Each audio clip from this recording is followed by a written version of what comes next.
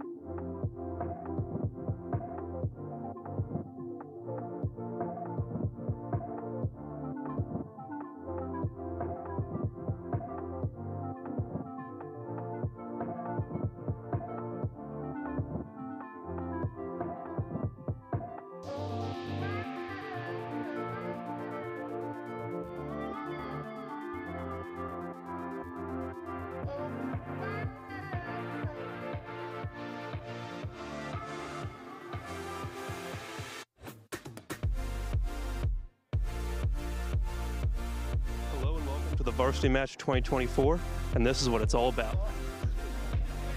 To my right here, we've got the Varsity Bowl, and to my left here, we have the MVP trophy. It's anyone's guess who's going to take these home, but I think I have an idea. Let's go talk to the Oxford sideline. So the weather here is hot, hotter than it's been so far this year. There's a bunch of questions as to how that will impact the game. 2 years ago, we were playing at this pitch. We had similar conditions, and it was a travesty for the Oxford team. We had someone get so dehydrated, they had to go to the hospital. But hopefully it'll be different this year. Let's see if we can grab a quick interview with one of the coaches. Yeah, Tom, here for an interview.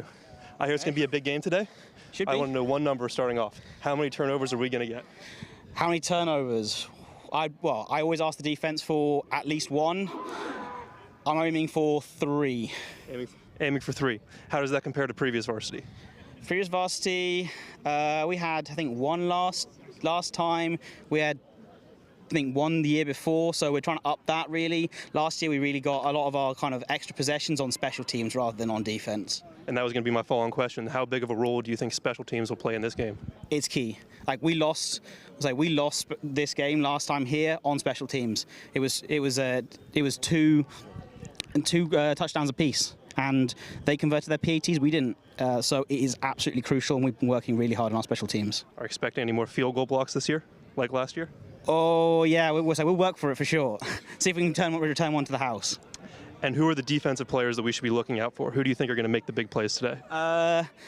So Yoon, wearing 17, is always a really good player in the middle, say at linebacker. Then, say, our defensive ends, Ade and Honor, they can be real game wreckers, and they've shown it. They're probably the big guys, and then Victor in the middle, wearing 64. He can eat up a lot of blocks and make some tackles for loss. Mm-hmm. And if you had to guess, what are they going to be relying on more in this game, the run game or the pass game? We'll see. I mean, good weather today, so they might air it out a bit more than we expected last time they did that, and they were quite successful. So I think they might air it out more than we maybe think. We don't think that might be their best opportunity, but they will try and keep us, say, on the back foot and trying to see if we can, see if they can catch us napping. Yep, I think that sounds like a great plan. Just stop that, get those picks. Oh yeah, it'll be easy. All right, well, thank you for your time. We'll let you get back to coaching the boys. Now our next interviewer here, head coach, a lot of responsibility on his shoulders. He won by 34 last year. Let's see if he can do it by more this year. What do you think the line is going to be? I wouldn't want to make a guess. It's always hard to guess how Cambridge are going to come out, especially at home. They haven't had the season they would have wanted this year, which means that this game's going to mean even more to them. They're always strong at home, so we're just going to go out there and do what we do, play our game, and hope for the best. So we had some problems 2 years ago here with the weather. The weather seems similar today. What have we done to sort of mitigate those issues? We haven't got anyone drinking 10 litres of water this year, that's for sure. So we've got a load of, we've brought ice in, ice towels, we've got rehydration salts going on the sideline. Everyone's been, really looking forward to this game, so they've been prepping all week. So we're looking like we're going to be good today. Hopefully we shouldn't see any heat-related incidents. Yep. And then the question I got to ask everyone, who are the key players to look out for? Who's going to be making the big plays today, changing the tide when it needs to be done? Defense and offense, you've got number 16 and number 14, so Guy and Ari. Safety and corner on defense, and 2 slot receivers on offense. Keep an eye out for them. They can really make plays happen. Joel Chesters is always a threat, both in the pocket and on his feet, so real dual threat there. Definitely worth looking for our defensive ends as well. They can really make some issues in the backfield, so definitely keep an eye out for all of them. Well, I'll let you get back to coaching your team. Thank you very much, Miles. Thank you for your time. Hi. Hey, how's it going? Yeah, not too bad, not too bad. What are you expecting from the game today? A W. Yeah, there's nothing but a W. We got this. And what do you think the line's going to be? I don't know. I don't know. No, I'm not. Right. I have no clue. You're not going to risk yourself like that. No, I'm not going to jinx it, you know what I mean? I'm not like, we're going to see what happens. We're going to play hard. Oxford done well this season. They outperformed themselves, but we've been training hard since the end of the season. We've been getting people in. We've got some new boys who we wish we had all season. But yeah, I back our odds. And looking at this season in terms of improvements, do you think you've made improvements from last year? I think we started off slow this season. We had some problems. A lot of our experienced players left, and it was quite a green team. But I mean, after Christmas, we brought it back. Those guys worked hard, drilled, and we started to pick it up. So hopefully we can make it count. And where do you think the explosive plays are going to come from today from Cambridge? From the defense, the offense, or the special teams? Mate, our defense, that stuff's impenetrable. We got that on lock. But I think, yeah, Oxford need to watch the wings, you know. Watch the wings. I'll let them know that. Please don't. Perfect. Thank you, mate. Thank you for your time. Cheers, James. All right. And now we've got Saketh, our best wide receiver on the team, if you ask me. If you have one thing to say to the people watching right now, what would you tell them? You're in for a show. They're in for a show? How many do you think you are going to get? We play as a team. We've played as a team all year. I don't care. That's the right attitude. And then this question I've been asking everyone, how big of a role do you think special teams is going to play in this game? It played a big role 2 years ago when, unfortunately, we lost to this location. What do you think is going to happen today? It's a third of a game. It's always important. Coach Ian handles the special teams, and he always does a good job. He always has us keyed in. Special teams is huge. And what has the energy been like in the locker room leading up to this game? I know in previous years we've had differing energy coming into this game, but it always seems like everyone's super excited. What have you seen this year? We're pumped. I mean, we had a great season, but none of it matters unless we come out here and show what our team is about. So everyone's excited to kind of show the audience what we can do. And just to let the audience know, Oxford is a Division I team, Cambridge is a Division II team. What role do you think that's going to play in the game today? Zero. Zero. Zero. Okay. Well, we beat them by 34 last year. Do you think we're going to beat them by more or less this year? A win is a win. That's what we're focused on. Great. Sounds good. Thank you for your time. All right, so we've got a lot of players running through the tunnel here. Everybody's clearly super excited. I think the energy is just higher than I've ever seen it here. I don't know if that's coming across on camera, but it should. I'm going to try and grab someone out of this line for an interview.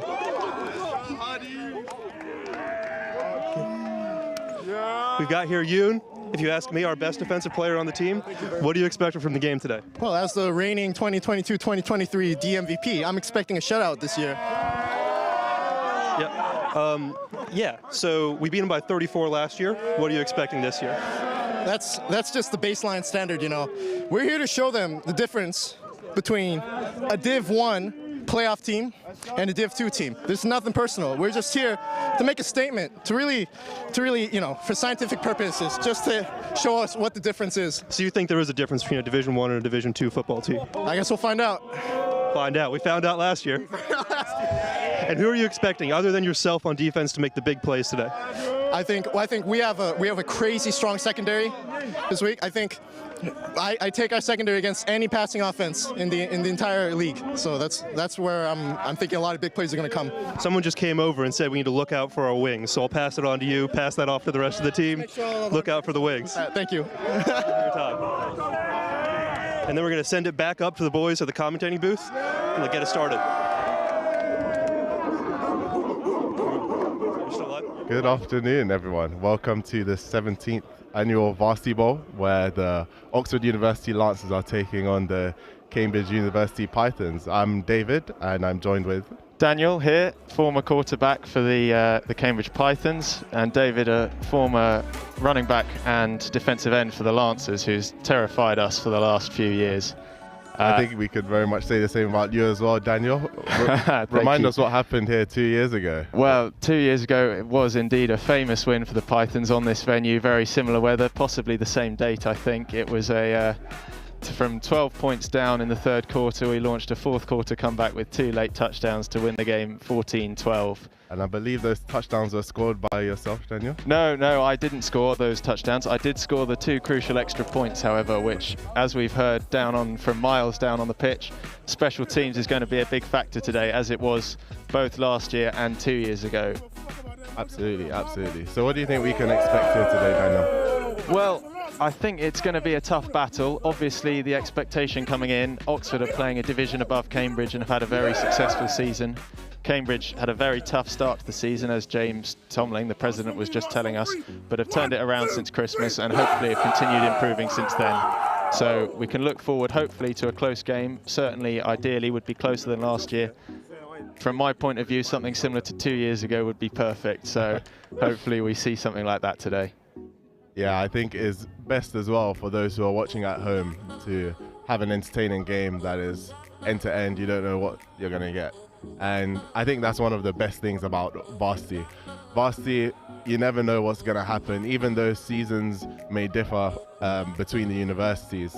When it comes to varsity, you don't come ill-prepared because you can get punched in the mouth as we did 2 years ago. So hopefully Oxford have learnt their lesson. Hopefully Cambridge have taken the loss from last year and will use that to motivate them today. But we're definitely going to be in for a treat if the last 2 years are anything to show for. Yeah, that's exactly right. I mean, Oxford obviously have had a very successful season coming into this, but if they lose today, it's not a successful season. I mean, as I'm sure you know, the varsity match is what makes or breaks a season for these teams. It is the one that's important. It doesn't matter how you've done in Bucks all year. If you win the varsity, it's a winning season, and if you lose the varsity, it's a losing season. Absolutely, absolutely. And I believe for Cambridge, there are a lot of new rookies who joined the team this year. How do you see American football growing at Cambridge? Well, that's a tough question and one we've been trying to answer for years now. It's, as you said and as James told us on the field, yes, we've had a lot of new players in this season and quite a few experienced players leaving at the end of last season.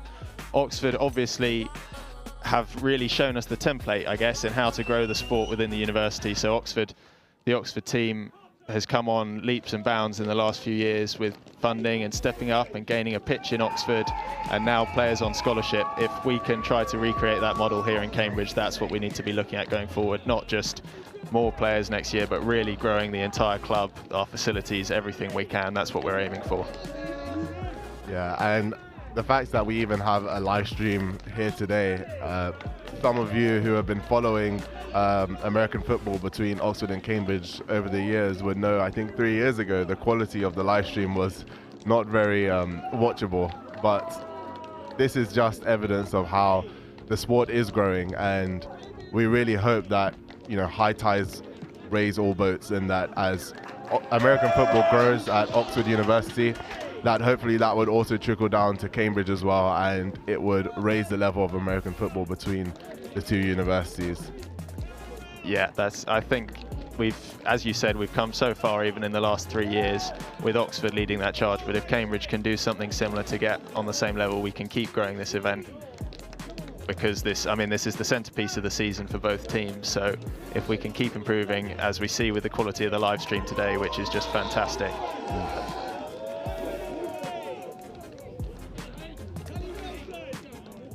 So currently we're having the pitch walkouts where each of the members from each team will come out and they'll do a card check.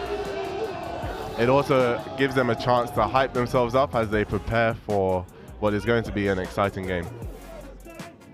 So now we see James Tomling, the Cambridge president. He's about to give his pre-game team talk to get try and get the players fired up and ready for this. Not that they're going to need much motivation at this point, but being inside this huddle, that was always one of my favourite bits, being part of this. David, what sort of thing will James be saying at this point? Well, before a game, you want to get your team hyped up. You've been here for 2 hours, you've changed, you've been thinking about this game for weeks now because the season has been over.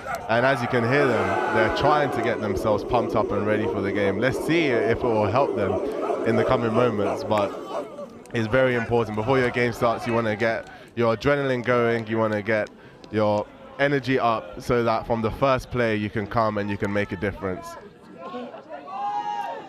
Yeah, it really is about a fast start. It can set the tone. Obviously Oxford, the heavy favourites here, but if Cambridge can get something on the board early, it might shock Oxford and hopefully motivate Cambridge to hold on and keep something going. So who are the captains for Oxford today, David? Sorry, put you on the spot there slightly. I do not know.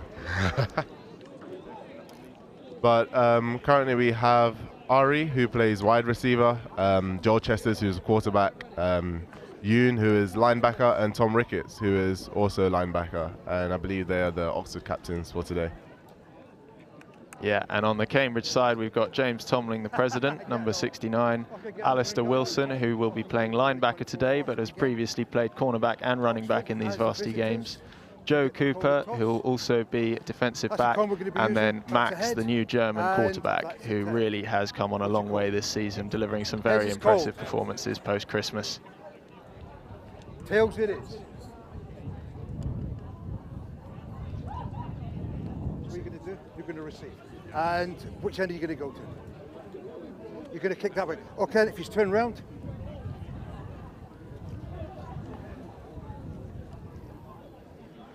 Cambridge have won the toss and they will receive.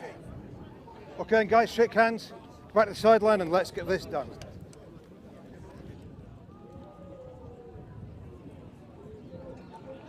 Just a correction there, number 3 is actually Saka, the Oxford University club president. So Cambridge, I think, won the toss there and have elected to receive the kickoff, and they'll be playing from left to right as we look on the stream.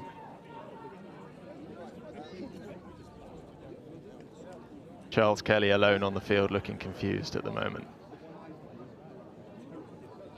some of them were egregious. I will agree. Coach is just talking. Richard. Richard.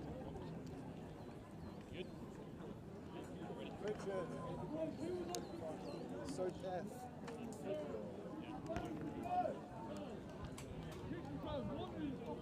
Cambridge today, unfortunately, without their German stud receiver, Marius Brockhoff, who's led the team in receiving yards with 375 receiving yards this season across only, I think, 5 games, which is a very impressive return at this level of football. So it'll be interesting to see how the Cambridge passing game goes without him out there catching the balls.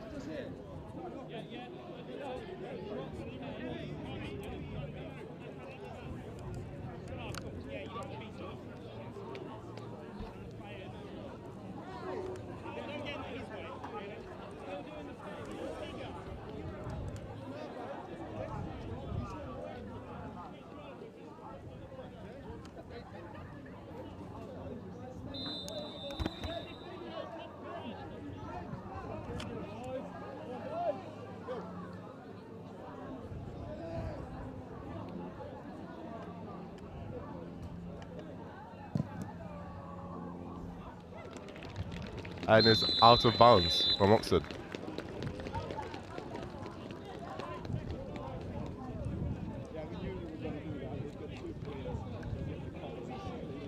Get a bounce. Kicking team. Penalty 5 yards. Move back. Re-kick. So that looks like a 5-yard penalty for kicking it out of bounds, and they've opted for a re-kick. I think slightly confusing start to the game there, but Joel Chesters is going to have another go now.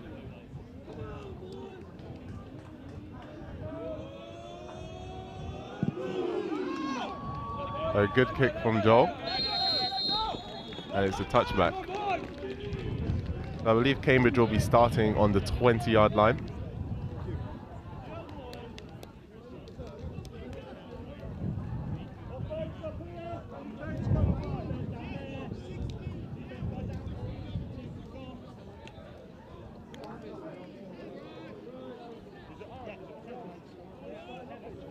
And Daniel, last year Cambridge had a more run-heavy game when it came to varsity. What do you think their approach is going to be today? I think with the conditions, they might look to pass it. It's interesting to see because the offense has struggled at times this season. But typically it's an entirely new game plan for varsity, and so there's no telling that what we'll see today is going to be based on what we've seen so far this season. Starting with a run up the middle, I think that's Gabriel Aston with making 5 yards to begin with. Cambridge will be very pleased with that.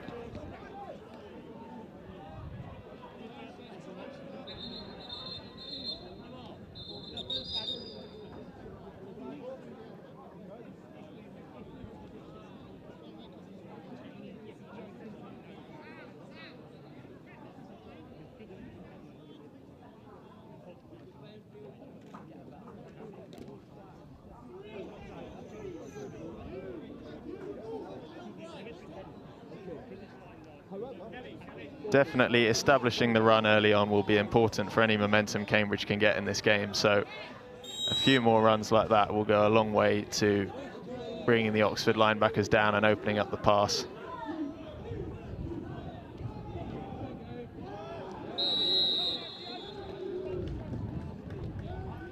A good stop from Oxford. I think just a couple of yards gain.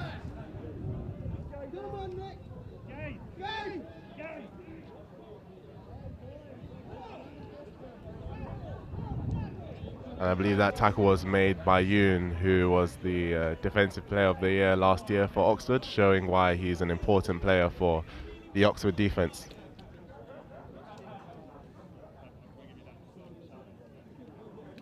Third and 5 now, so we're maybe more likely to see a pass here. Cambridge to air it out probably for the first time.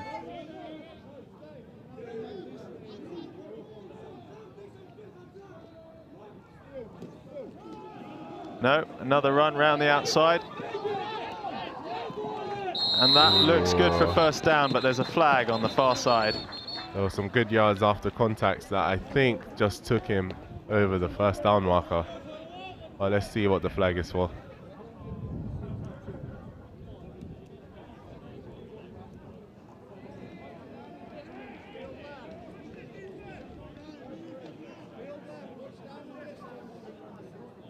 Holding, 62 Cambridge.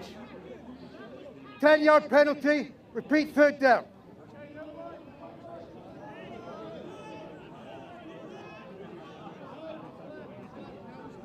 So as you can see, there was a holding call, and unfortunately for Cambridge, that means they're going to have to replay third down, going 10 yards back. How do you think this might impact them mentally, having had a good almost first down? Well, it's a big loss, obviously, to if this play doesn't get a first down. Going 3 and out at the start can be quite demoralising. Getting a first down early is always a big boost. But Cambridge have shown already that they can move the ball, so at least they can take confidence if they do come off the field here. Ooh. Nice reception. That was Isaac Baxter with the first reception of the game for 15 yards and a first down, I think. Cambridge will be very pleased with that. That is a great response to what would have had to be a punt had they not made the yardage. So that was a good response from Cambridge, and I'm sure they'll be feeling motivated after getting that first down. Yeah, so in the end, that's exactly the opposite effect. That will be a big boost to make a large completion like that on third down.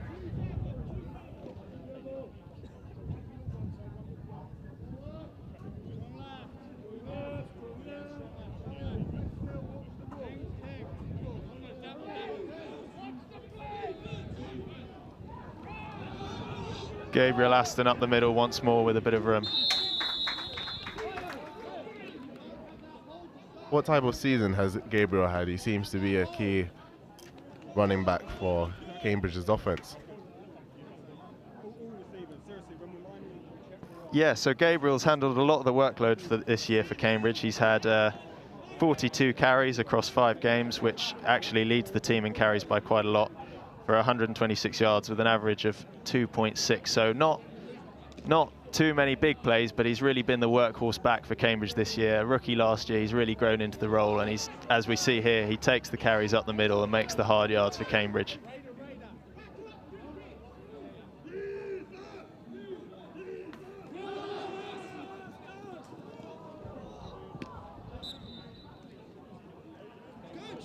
Yeah, Max not seeing anything open there and just finding some green grass.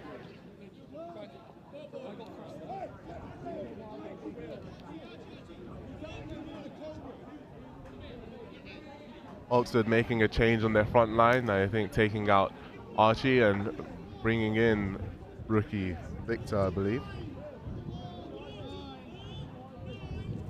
Victor has started off the season well.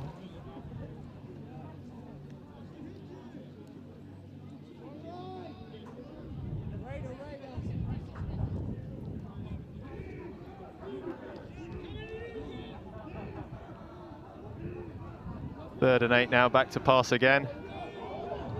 There's a deep ball. Wide Almost open. a big reception. Just dropped on the near sideline.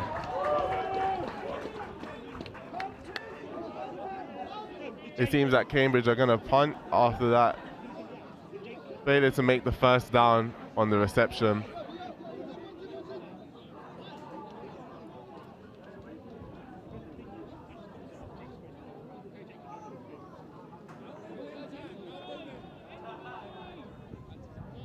But good to see Cambridge coming out aggressive out of the box, throwing some deeper passes.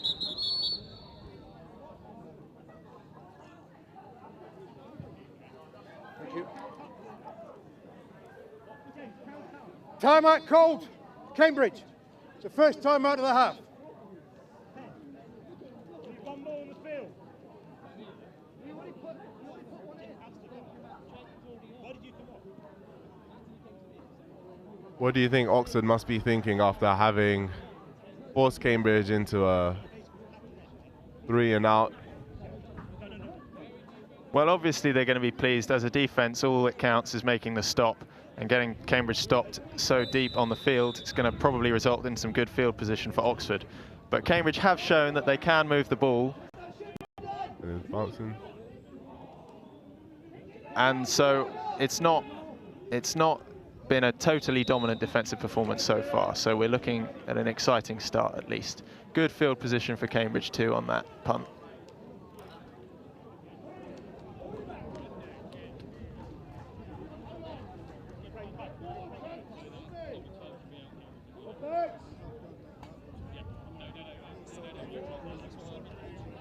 So Oxford will be starting their drive on the 22-yard line. Hopefully looking to capitalize on a good first drive from the defense. So obviously for Cambridge, it's nice that you're no longer in the Oxford offense, David, but who can we expect to see making some plays for them now? I think Cambridge are well aware of Joel and his strength in the throw and also his quickness with the feet, so they can make sure to contain him on when he scrambles, but also need to make sure that they cover the wide receivers, as we saw last year in some big receiving passes that Joel was able to make. I think as well on the front line there are some returners. We have Josh at left tackle, who's a seasoned Lancer now in his 4th year, who has gone so far as to play with the GB All-Stars.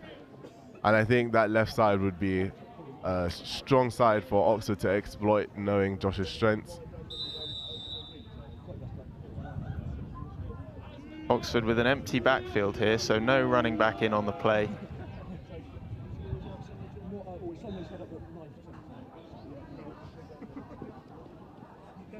There's a pull from Joel. Joel's pulled it and shown early on he's willing to use his legs today. Good deception on the handoff there. Now I heard rumours before the game that Josh might actually be making the switch from dark to light, as he may be coming to Cambridge next year. So we might be able to expect to see him lining up on the other side in this fixture next year in Oxford, which will be a big boost for the Cambridge line. Absolutely, and I think in any team it's helpful when you're coming in as a rookie, having players around you who have played before to share the experience they've gained with the rest of the team.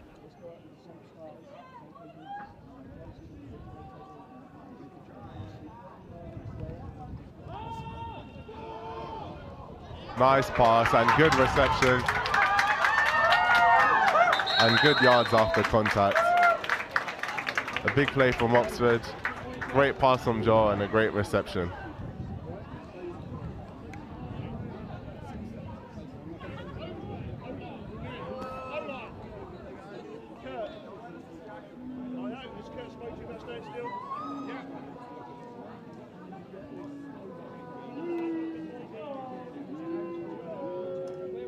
Cambridge will be disappointed to give up such a big play so early, but they know that Joel's got the talent to hurt them like that. Eventually brought down by Joby Cosgrave there.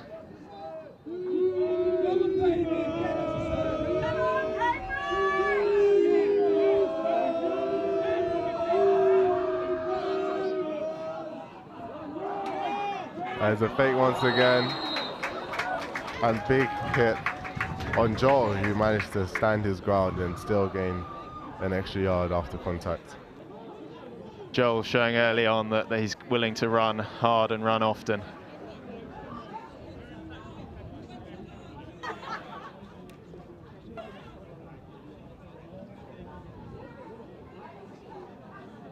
That's Jez Brown there, crucially making the stop despite the big hit. He did force Joel out of bounds, which is all you need.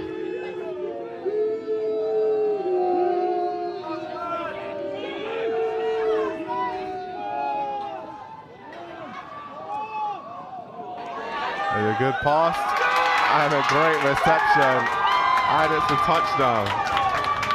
What a first drive from Oxford. I believe that was 4 plays. 4 plays. Yeah, and I think so. Cambridge will be very disappointed to leave such a big hole as that. Breakdown in communication in the defense there. And I believe that's 2 receptions from number 16, Iyame. Good strength to shake off the tackle and still manage to get into the end zone.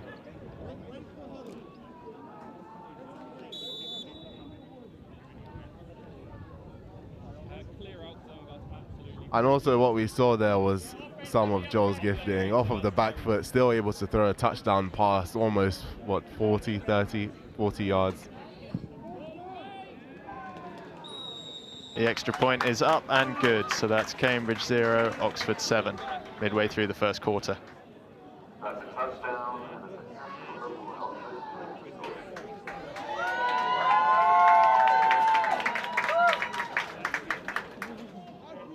So after that first drive, how did Cambridge bounce back? How did they respond?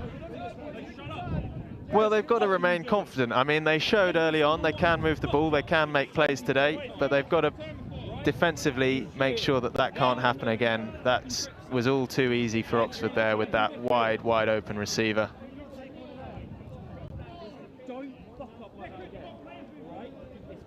Having both receptions go to number 16, I'm sure Cambridge will be warning their defense to pay attention to him in the rest of the game.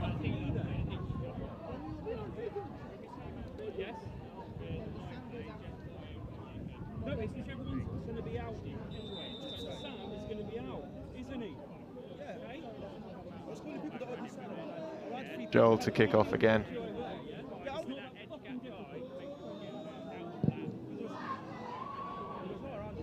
And once again, he's gone deep into the end zone, and it'll be a touchback again, Cambridge to come out on the 20-yard line.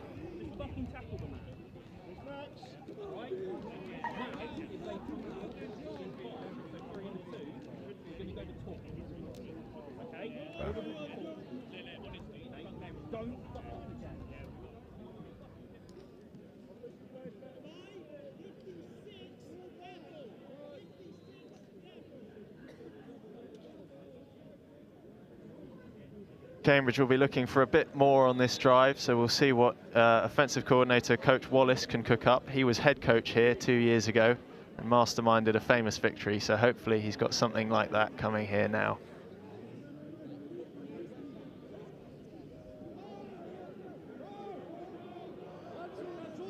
Back to pass, and Max has gone long over the top again. Not much open there for Cambridge.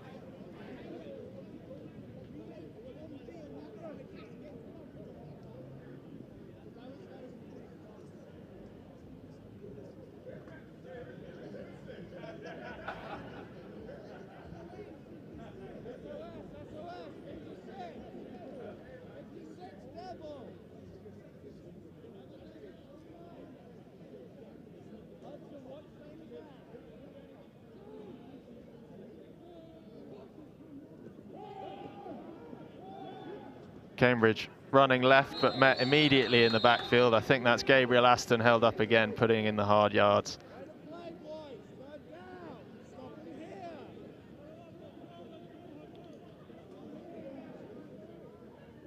It's a good stop from Oxford's defense.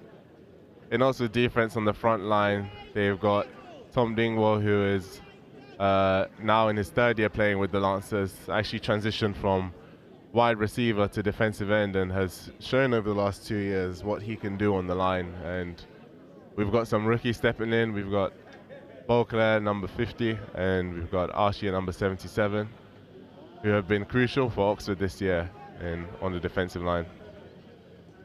Third and long now. And we've got a blitz and a sack in the backfield from Yoon. Perfectly timed blitz there from number 89. That's Adi Bakari, tight end and defensive lineman, coming through and getting to Nick just as he received the ball. And Ade is actually a rookie starting American football just this season, and the team no doubt have expressed how excellent he has been on the front line and sealing those edges with his speed and with his power, which he just displayed now.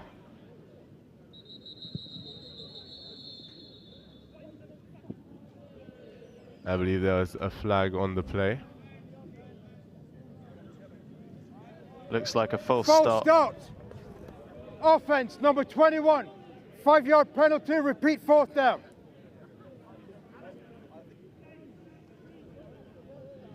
So we're going to have a re-kick now. Jake Edwards, the kicker for Cambridge, has only joined the team very recently, so I believe this is his first game. But I was watching him in the warm-ups, and he looks like he's got a good leg on him. So we'll see what he can do here to get some good field position for Cambridge. Cambridge should be careful here, punting from the 1.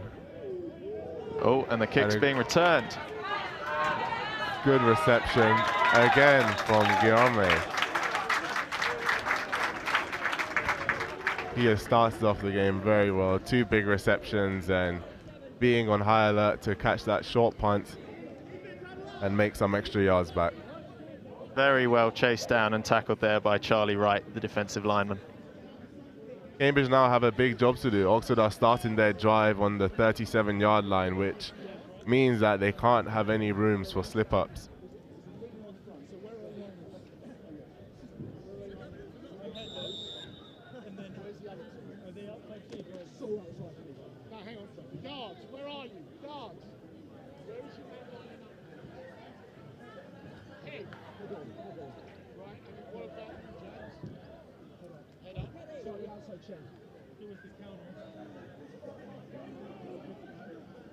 Man in motion, and it's handed off. Oxford have gone for the reverse trick play, and it's fumbled.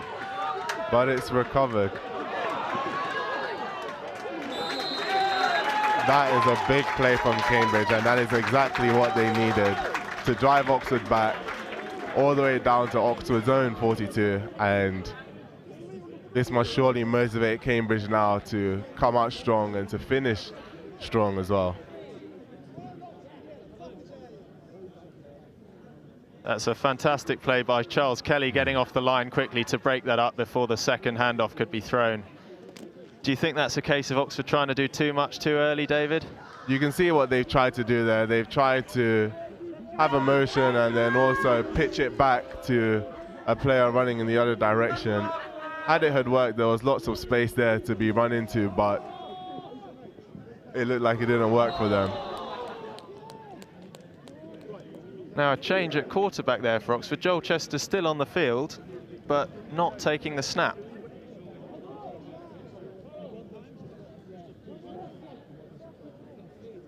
That was Ethan Caldecott throwing the ball there, who's listed as quarterback / wide receiver. So having a utility player like that gives Oxford the opportunity to mix things up a bit there. Cambridge probably expecting a run from a wildcat formation. Oxford now on 3rd and 25. They're going to need something big here on this play in order for them to rescue this drive.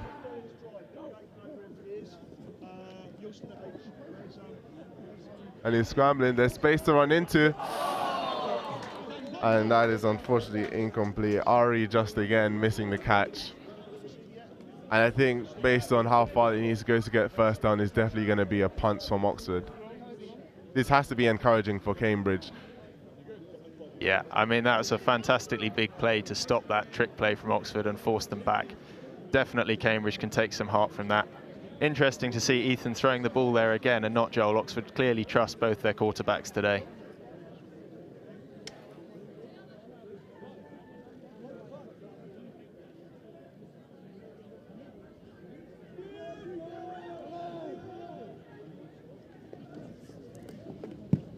Solid punt from Joel there, and it's up and left by Alistair. Will that stop into the end zone for a touchback? Good decision in the end.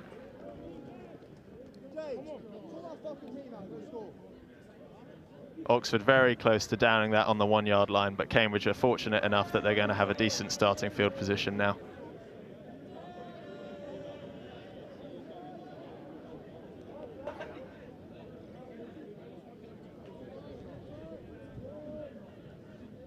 As the defense come on, there's mostly unchanged from the defense that started at the beginning.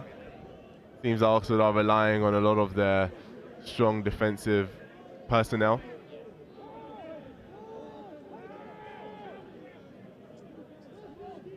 Cambridge appear to be missing an offensive lineman. Here he comes now.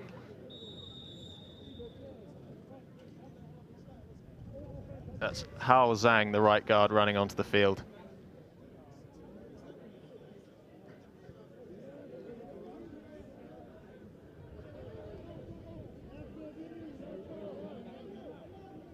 Quick snap from Cambridge. I believe they caught Oxford defense off guard. Almost able to utilize the space that was made. That's Nick and Tiro Hungwa in the backfield for Cambridge now. So Gabriel Aston out and Nick taking a quick snap and making a couple of yards there. Nice juke to make the first man miss.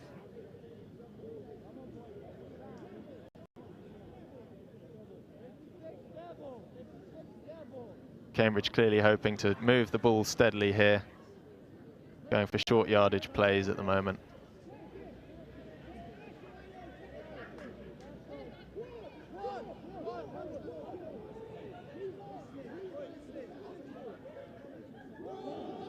And it's run left again. Nick taking there. That looks like it's a first down, Cambridge. That was a great tackle from Iomi. Iomi to another player that transitioned from playing wide receiver to playing defense. Once again, running wide, Cambridge sealing the edge very well there to make a hole for Nick. 5-yard penalty. Replay second down.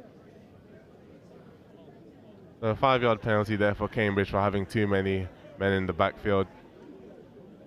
It's a shame because those yards gained will now no longer apply, but hopefully they can replicate and take that momentum from the last 2 snaps and make positive yardage again.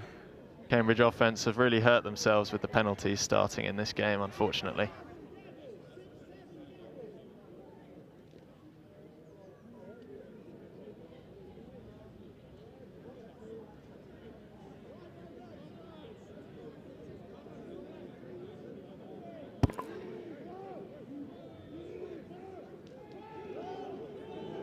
Oh, bit of trickery from Cambridge with a reverse handoff. And space on the edge. Run down the sideline. Big play from Cambridge and great response after the penalty. That's number 86, Jake Edwards, also the kicker with a fantastic run up the sideline there. Great way to make back those penalty yards. Some good outfield blocking to create extra space on the outside so that Cambridge could get those extra yards on that play. Edwards has done very well there to read his block and pick the right side on the outside to get the extra yards. That play was very reminiscent of 2 years ago where Cambridge had a similar play that ran along that same edge but instead went all the way to the house.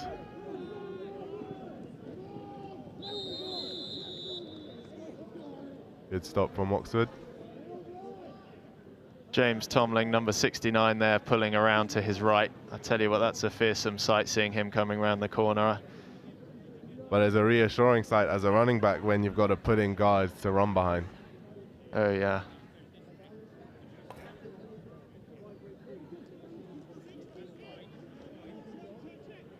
Second and 8.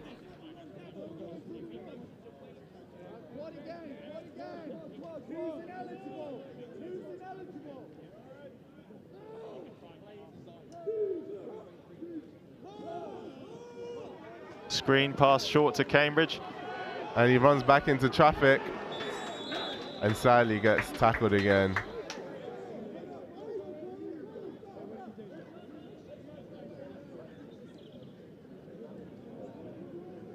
No real ground gain there for Cambridge, unfortunately. So it's going to be 3rd and long again.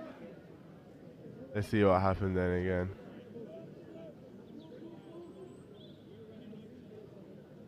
It's a good awareness from Beauclair, number 50. Sorry, from Michael, number 50. Coming to the end of the first quarter here. Not sure if we'll get this snap in before the whistle goes.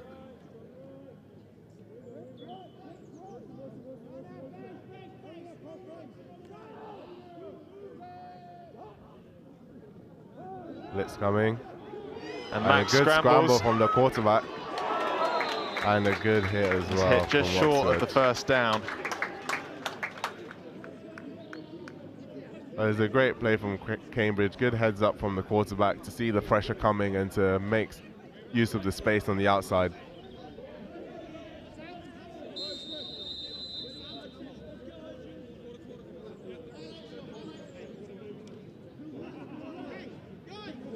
That's a very good hit from Hudson Baird there, just to stop Cambridge getting that first down. And that signal means it is the end of the first quarter. So the teams will swap sides now and we'll play again from 4th and 2, I believe. What do you make of the first quarter so far, Daniel? Well, I think it's Oxford taking the lead is obviously what we expected, and the Oxford offense did find it easy, but Cambridge have shown some fight and they've come back from that and they've moved the ball here with a couple of big plays, so it's encouraging signs that maybe we do have a game on our hands. What do you think the Oxford coaches will be telling them in their huddle right now before they go out for the second quarter? I think they'll be confident. I think they've shown that on offense they've got enough to move the ball, but they're also going to be saying not to get too confident this early, as we saw with that trick play that Oxford attempted to run that ended up costing them 20 yards. Just looking again now at the replay of the second touchdown that was scored, of the first touchdown that was scored, and again seeing Joel throwing off of his back foot. That is really where he excels. He does well to make space for himself to make those kind of throws. So Cambridge need to find some way to get pressure on him if they want to stop him doing that all day.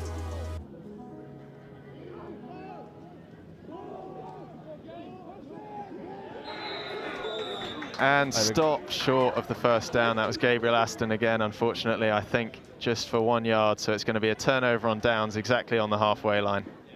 And it's a great tackle from Beauclair, who's also starting out with the Lancers for the first time this year. Getting past his blocker and getting through to make the tackle.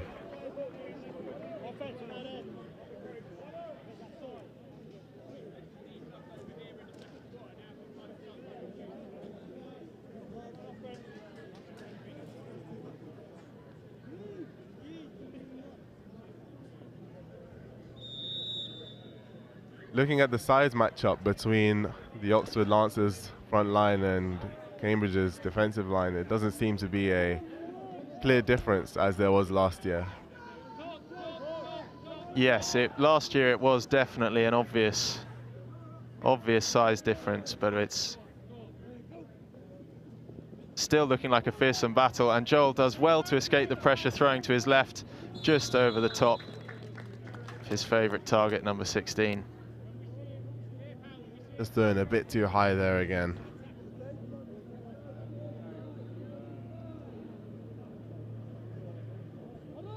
Good heads-up play to scramble, to notice the pressure. Samuel Altus wearing number 70 coming off the edge there to at least put some pressure on Joel.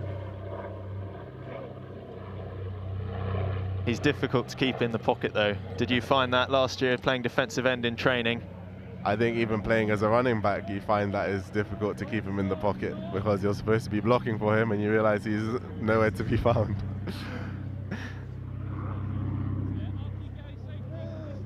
But one of the things that's good is that Joel is a quick runner. As playing running back, the number of sacks your quarterback gets are kept quite low because your quarterback is good at scrambling. So it looked good on our stats. Yeah. That was good protection from Oxford, giving Joel time in the pocket, but again, just throwing a bit too high. He's 3rd and 10. Oxford do need some positive yardage here in order to keep this drive going.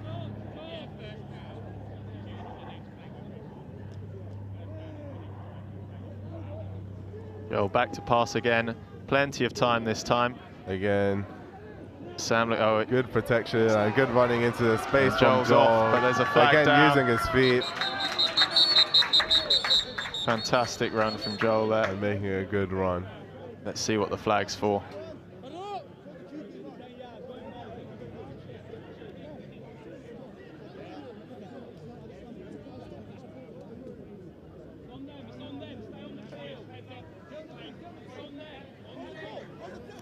Holding, number 71 blue, 10-yard penalty, repeat 3rd down. That's a big blow for Oxford. 3rd and 20, they're going to need something just as special, if not more special, in this snap in order to make back the yards that were lost. But we saw it again there. It's good penetration from the Cambridge defensive line, but it's just not enough with 3 men to keep Joel in the pocket.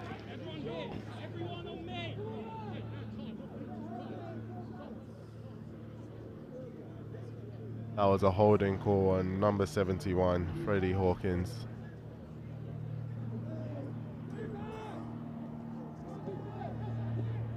All the time in the world here for Joel. And Great he's gone deep. protection. He's got a man open. Oh! That is unlucky. And I don't think anyone needs to tell Kelly about that miss. You could see by his response how distraught he was that he didn't make that. Yeah, the fine margin's not quite going for Oxford at the moment. Let's see that again. All the time in the pocket Joel had. That really is a fantastic throw, right on the money from that distance.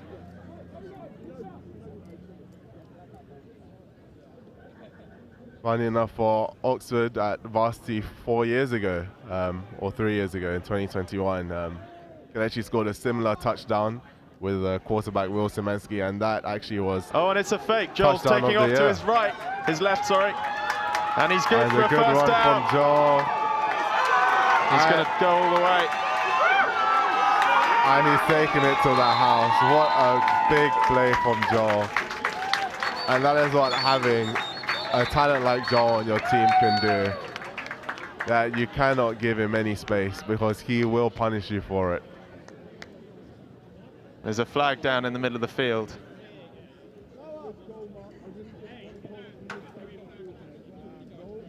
And I think what we saw there was the lack of consistent pressure along Cambridge's front line allowed Joel time in the pocket and space really to open up behind them.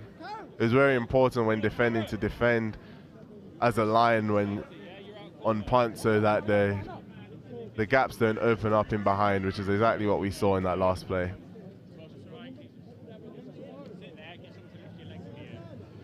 Illegal use of hands. Number 7 offense. 10 yards. Repeat 4th down. That is a big blow to Oxford. After such a big play, having that brought back again. Correction. Automatic. Correction. 1st down. So it looks like the penalty was during the return after the first down. So Oxford will keep the ball and they will have a fresh set of downs, but the touchdown is going to be wiped off the board. That is just devastating. But at the same time, it's going to be encouraging for Cambridge knowing they have another opportunity to stop Oxford. Do you think that would have been a called fake punt, David, or do you think Oxford just give Joel the ability to make that decision if he sees something he likes in front of him? I think as mentioned, the front line of Cambridge's defense on that punt didn't press together. I think there was only one person who hit the wall behind, and that really opened up the space behind. It's a bit more trickery from Oxford there, a nice reverse. Good for another first down.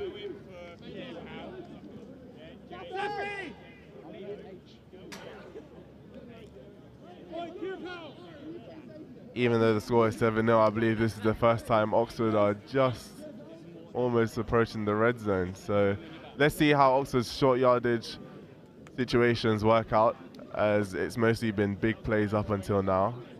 And let's see if Cambridge can really stop Oxford on the short yardage situations as they approach the end zone. Leo Costi into the defensive line for Cambridge now.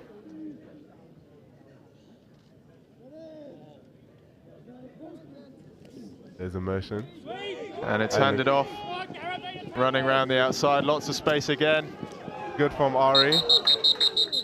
And able to make those extra yards after contact. That was a good step from Ari, but there's a flag on the play.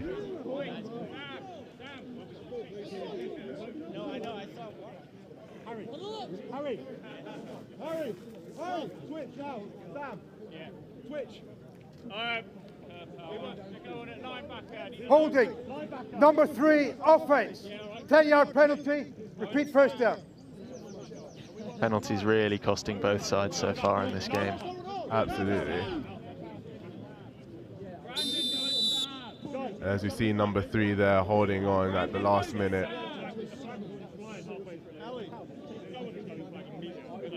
Hey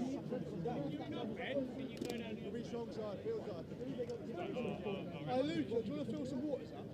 Yeah, they're all full up. Oh, there's more down there. So it looks like 1st and 12 here now for Oxford.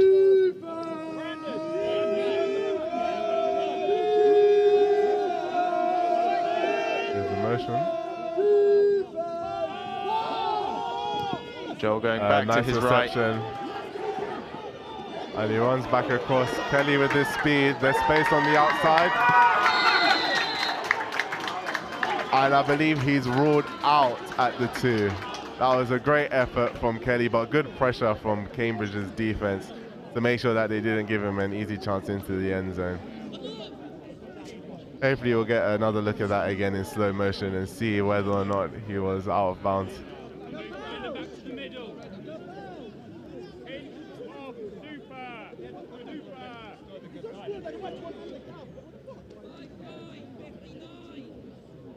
That is close, that is close. It's quite hard to see from here whether his foot had touched the line, but all in all, still a great attempt and good opportunity for Oxford to capitalize now on 1st and goal.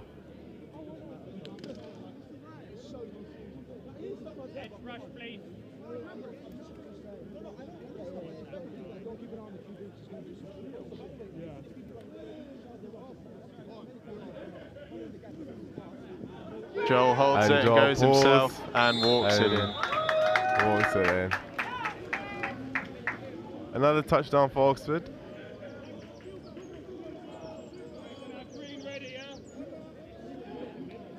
I think if you ask Joel whether he would have preferred the fake punt or the 1-yard rush, I think he might take the fake punt option as for his highlight reel. But nonetheless, Oxford are now up 13-0. And let's see whether they can convert now on the conversion.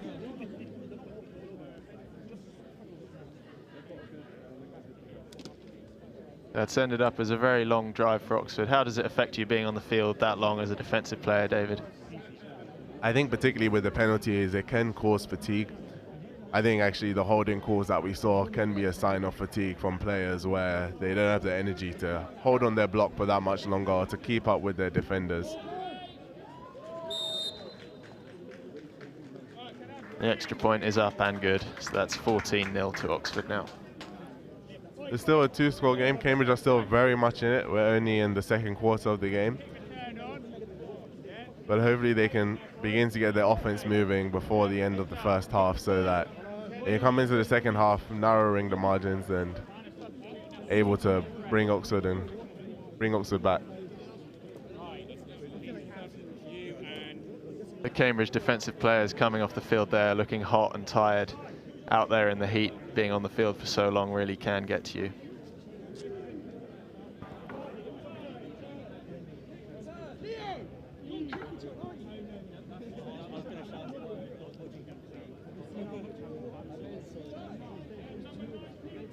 Still 10 minutes left of the 2nd quarter. There's still plenty of time here for either Oxford to extend their lead in the 1st half or for Cambridge to get something back in before the 1st half ends.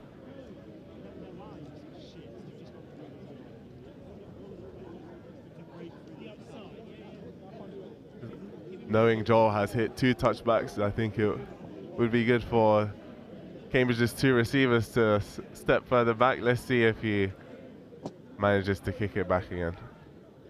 Yes, it doesn't look like Cambridge have much intention of returning this at the moment.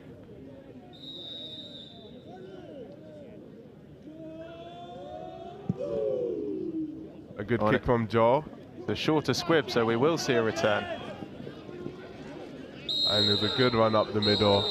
Ooh, and I believe the ball came out at the end. Let's see whether or not it's ruled as a fumble and Oxford recovery or whether he was ruled as down.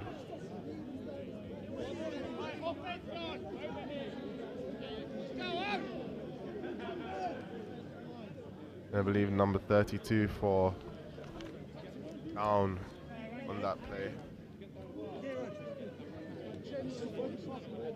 Seems like Lenny has maybe picked up an injury. That was Jez Brown on the return for Cambridge, and it looks like it's been ruled a Cambridge ball, so he didn't let go of that until he was already down.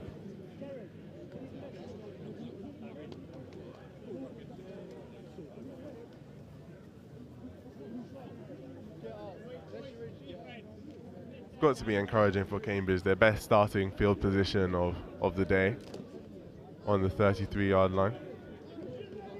Yes, definitely slightly shorter field, much better result than a touchback. Maybe not quite how Joel intended to kick that one, but Cambridge can benefit from that now. Ali, it looks like Lenny is walking off of the pitch. I believe this is his first year with the Lancers, and hopefully it's nothing too serious and he can still return to the field.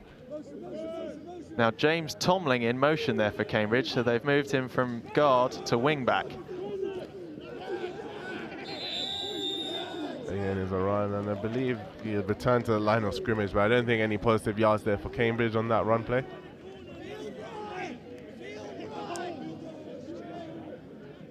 James Tomling doing his best impression of both Kelsey brothers now in this game, having played offensive line and tight end.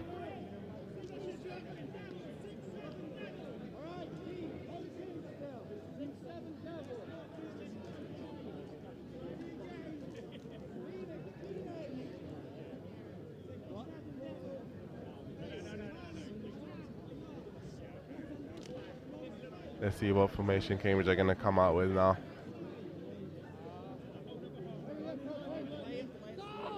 Yeah, so James still in at tight end or wing, so it looks like a heavier package for Cambridge. Let's see if we see another run. There's a pass. Ooh, good Max pressure from evades Archie. the pressure Tries well. to get the throw off, but sadly no one to receive. Good attempt from Cambridge.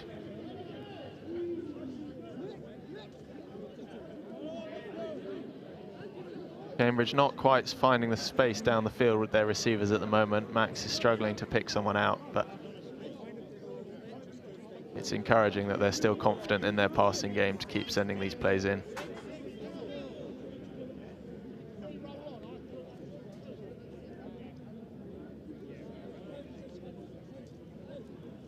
So Daniel, at least for Oxford, there are quite a few Lancers for whom it's their last game playing and their last varsity.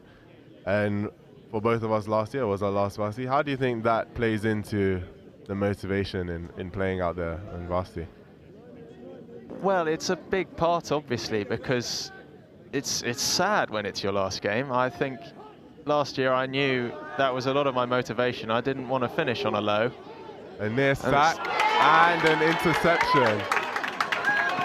A great reception from number 38. We've got another flag down there at the point of the interception.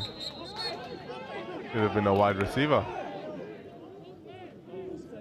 Well, there's a flag on the play. Let's see what the flag is for.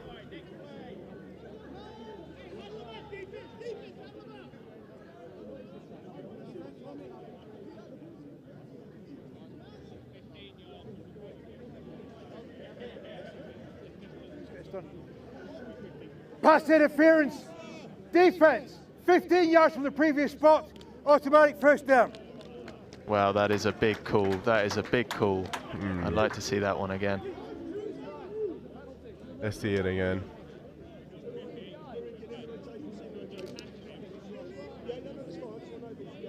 I see that right there from number 22. There was a push on Cambridge's wide receiver just before he had contested for the ball with Oxford's number 30, who intercepted the ball, I believe.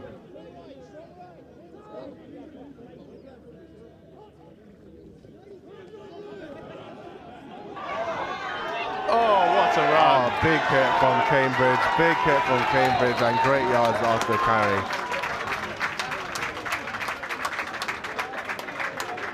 That was a good run. That was Cameron Round in at running back for Cambridge, also playing defensive line today.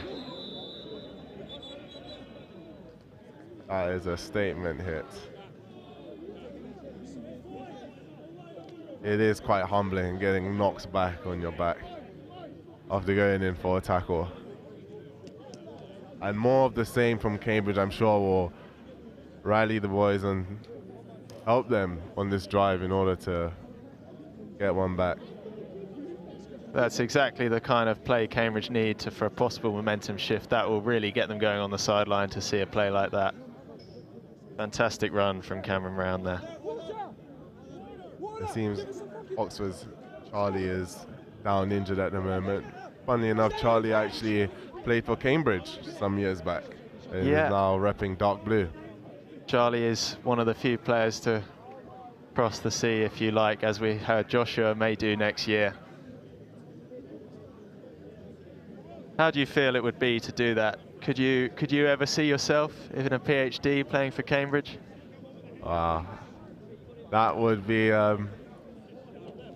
quite interesting emotionally. I think that internal conflict of having played for Oxford for 4 years and then playing for Cambridge, I think that would be internally quite conflicting. But I think for the sake of the sport between two universities, I think it would be great actually to invest in Cambridge's American football team as well, and hopefully that's something that Josh would be able to do in moving to Cambridge and being able to support the work they do there, either through playing or I believe he's also considering coaching as well, and that would be a huge plus for American football.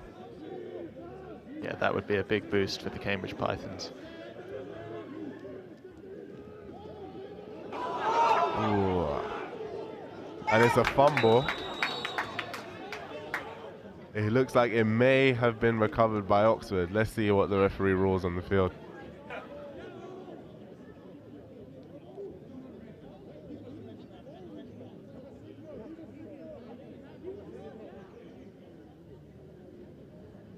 Looks like it's going to go Oxford's way, this.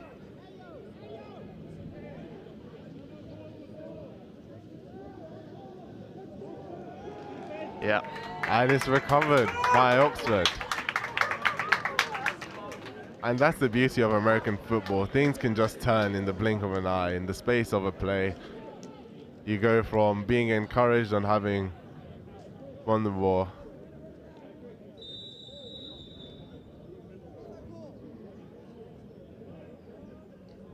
And it's so important for offensive players and defensive players to always be aware when a tackle is made, because a ball might be loose, the offensive player might not be holding onto it securely, and it's always important to have your head on a swivel, because just like we saw there, that the ball is there to be won.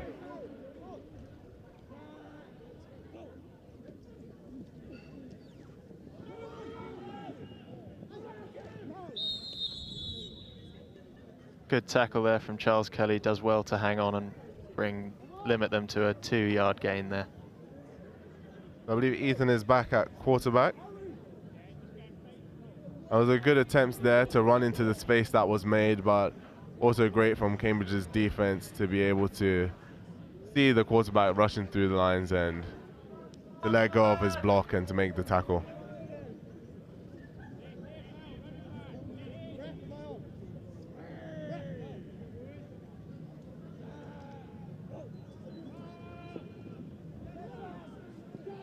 He has time. Good fake. And that might be enough for the first down. And take those extra yards. Yeah, first down to Oxford. Cambridge seems to have switched to a forefront on the defensive line now, maybe an attempt to bring some extra pressure on the quarterback. But once again, we're seeing the rolling quarterback finding time and space to use his feet. For Oxford at centre, we have Glenn. Glenn, who is in his 6th year now for the Lancers. And Oxford at centre had Stuart Humble, who was the president of the club for the last 5 years. And this is the first time in 6 years that Oxford are playing with a different centre at varsity. Going deep, and it's got a man open. And it is a great throw and a great reception again from Guillaume. That was great patience shown from Ethan, and it was great to pick out Guillaume, who has again found himself in space. Was that the same play we saw for the first touchdown? I think it might have been.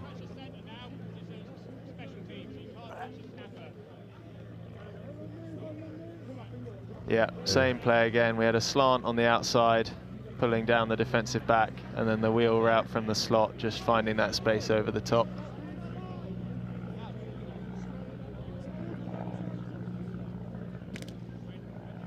I think Yame is probably upwards of, or if not past, 100 yards now receiving for today's game, and we're still in the first half.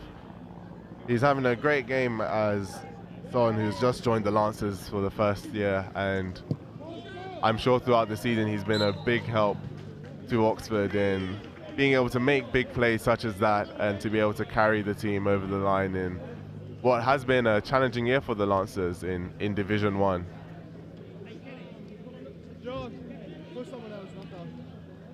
You did get the opportunity to play in Division 1 last year for the Lancers. How big is the step from Division 2 to Division 1? I think definitely Division 1 is a lot more challenging. And in Division 1 you come across teams who have been established in Division 1 for a long time, teams who have been competing in the Premiership and who have just come down to Division 1, and teams like ourselves who had been in Division 2 for a while and after having a good season in Division 2 get promoted. And so definitely it is a step up in intensity, it's a step up in difficulty, and I think that's evidenced by even the score lines that were presented. A lot of games having less than 10 points per team, and I think that means mistakes are punished a lot easier. Players have to start the game with high intensity and not take time to get into it. But I think having last year in Division 1, Oxford are definitely reaping the rewards this year as they had a record-breaking season in the most number of wins they've had in Division 1 before. There's a good reception from Cambridge and some good yards returned.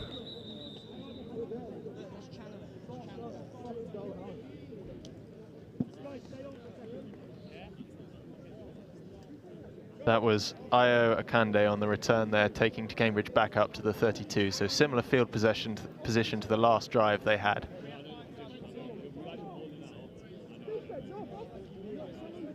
And it was talked about before the game with the Oxford defensive coordinator, the importance of turnovers today. That touchdown came straight off the back.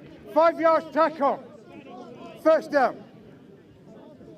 That touchdown came straight off the back of the fumble by Cambridge, so the turnover and the mistake in the backfield really proving costly for Cambridge there. Less than 3 minutes to go now in the second quarter. Hopefully again Cambridge can utilize this time with maybe even using their timeouts and the 2-minute warning to be able to make the most out of these last couple of minutes in the second quarter. Yeah, I think Cambridge will need to put some points on the board on this drive if they want to come into the second half with a bit of confidence and a chance in this game. Quick snap again from Cambridge, but again, Oxford's offensive line breaking through and able to make a stop in the backfield. Let's see who was able to make the tackle. Again, off of the edge.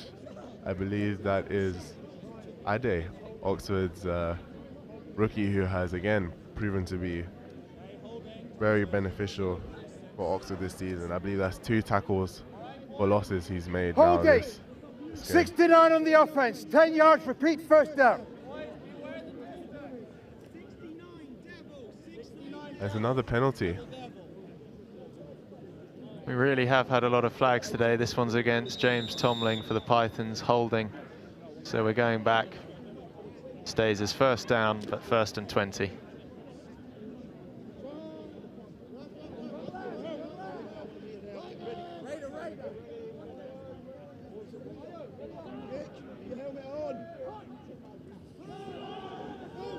Good time in the pocket and a good reception. Oh, fantastic spin move. Puts Cambridge back in touching distance of a first down now. That, I think, was Jake Edwards again.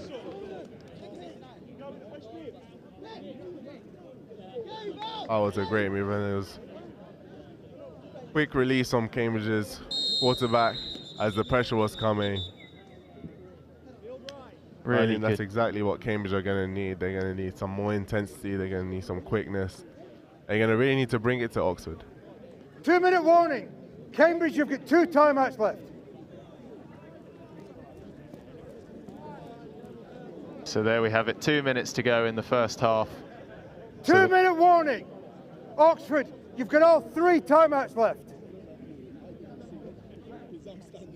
Plenty of timeouts remaining though, so we can expect to see lots more play before the half time.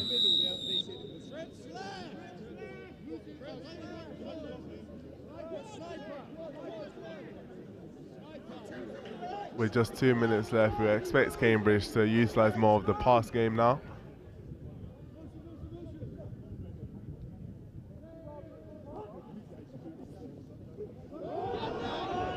That was a good handoff. Let's see if he gets out of bounds to stop the clock, as he does.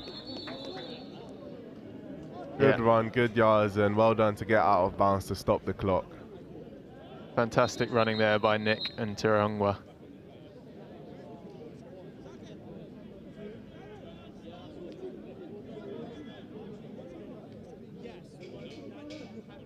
Although we've got another flag.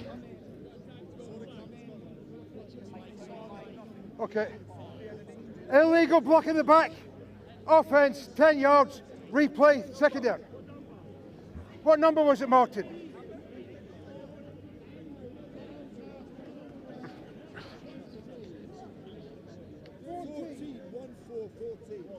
Let's see what happened there. It was a good handoff. It seems there was a block in the back. Couldn't spot it on the replay there. Yeah, and there's still time in this drive for Cambridge to get something back before the end of the half.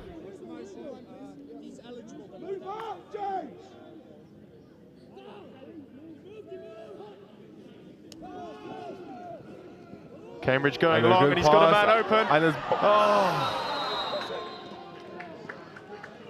Almost.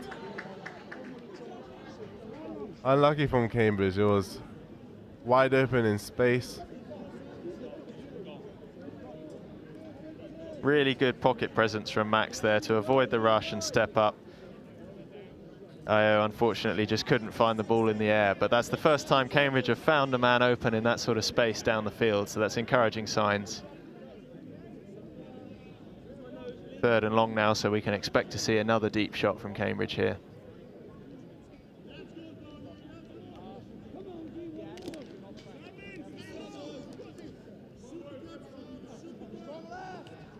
Just a 3 front now from Oxford as they anticipate the pass and push more defenders out into 2nd and 3rd level. And so Cambridge tried to make use of the lack of men up front and go for the run, but Oxford managed to stop them before they gained positive yardage.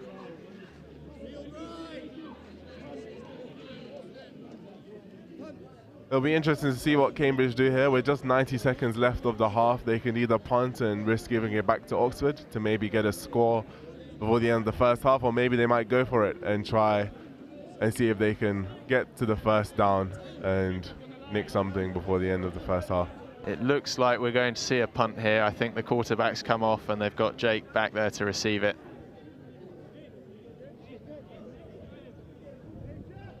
With Oxford's timeouts, I think that's just too long to give Oxford the ball in such good field position. There's a good punt from Cambridge.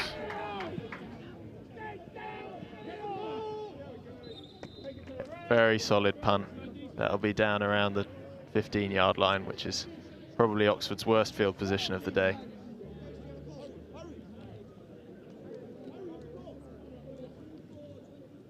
Now is the time when game management and player IQ becomes very important. With just 82 seconds left on the clock and 3 timeouts, Oxford can really punish Cambridge here and get in a score before the end of the first half. And if they do, it'll be a big blow for Cambridge, who are looking to maybe claw something back in the second half.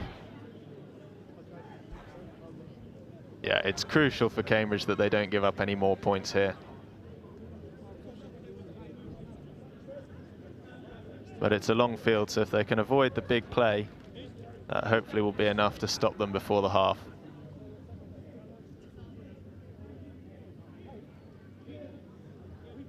Joel back in at quarterback for this drive.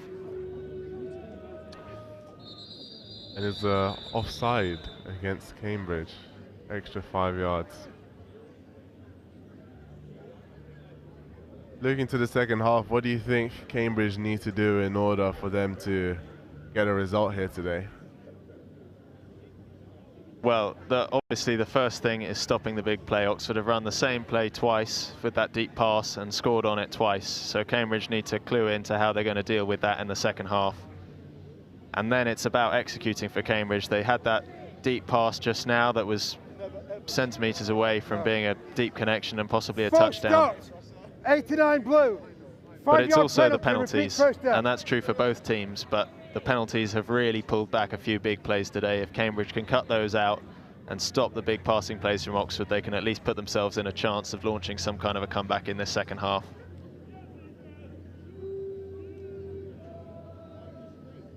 Here Oxford go again. Nice pass and nice catch. Will that be ruled as complete, or did he drop the ball? I believe they're ruling that as complete. Safi Oshoala was in there quickly with the tackle there and did knock the ball out. It was a good catch from Saka, and it was great composure to hold on to the ball and to not drop it after the contact.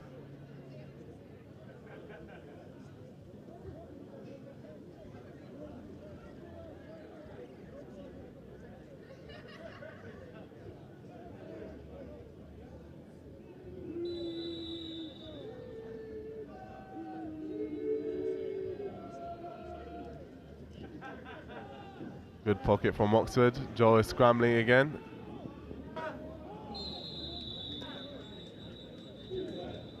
Gone for the one-hander.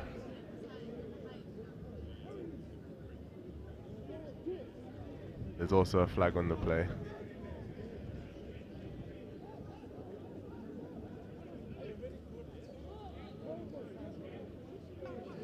Holding, 89, offense. 10-yard penalty. 10-yard penalty, it's a 5-yard penalty, half the distance. 10-yard penalty, repeat first down. He got there in the end. I think that's something that Oxford definitely needs to be careful of going into the second half. There have been a lot of penalties for them in this first half, and heading into the second half already up, there's a temptation to lose your composure and to lose your head and to give away more penalties. So hopefully Oxford will go away at the half-time and they will compose themselves and get themselves ready to see out the game.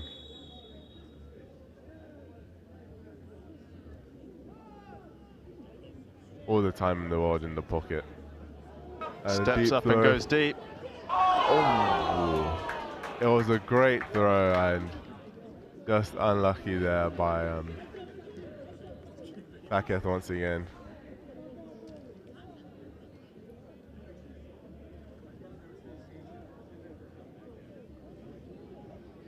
Joel really has delivered for Oxford today, and his receivers haven't quite been able to help him out at a few times here.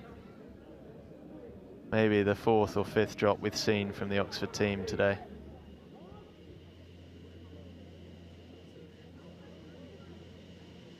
When the offensive line can give Joel that kind of time in the pocket, and he's got that level of an arm to find players that far downfield, it really is difficult for the Cambridge defensive backs to cover for that long. Absolutely.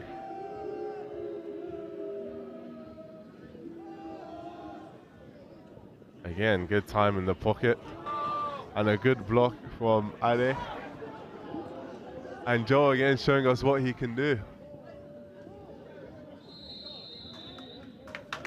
And taken out of bounds there, just after the halfway. Eventually dragged down by 21, Alistair Wilson, but not before gaining 30, 35 yards on that play.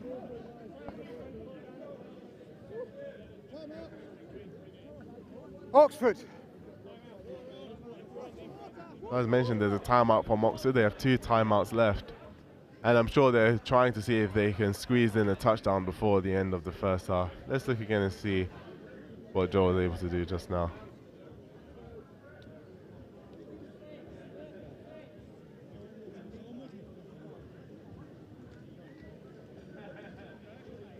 I say playing alongside Joel and seeing him run outfield with the ball in his hand like that, it does do something to your blood pressure as you see him get nearly tackled time and time again.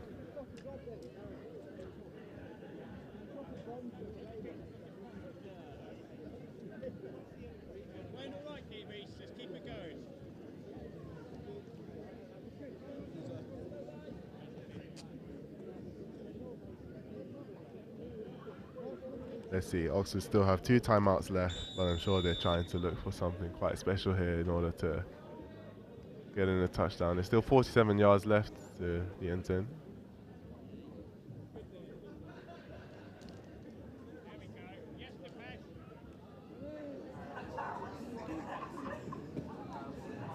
Joel rolling to his right immediately. Heavy pressure this time, throws against the pressure, and it's caught. Another first down. And good to get out of bounds again, stop the clock and gain some extra yards. Joel quite happy to throw back across his body as well, which really opens up the possibilities for him here. Good heads up from Ari to be able to track back and still receive that ball and turning in upfield. Incredibly difficult for Cambridge to cover the whole field when the quarterback's rolling like that.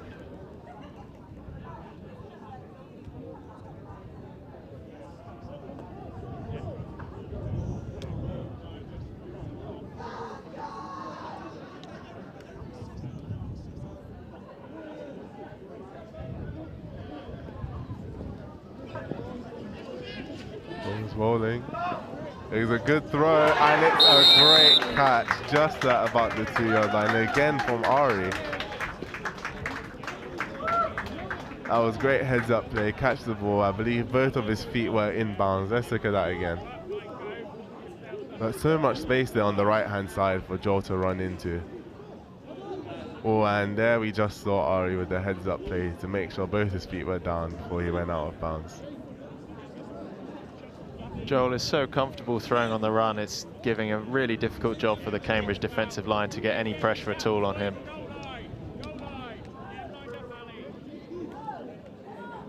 You're going to require something big from Cambridge to stop Oxford with 2 timeouts and being on 1st and goal.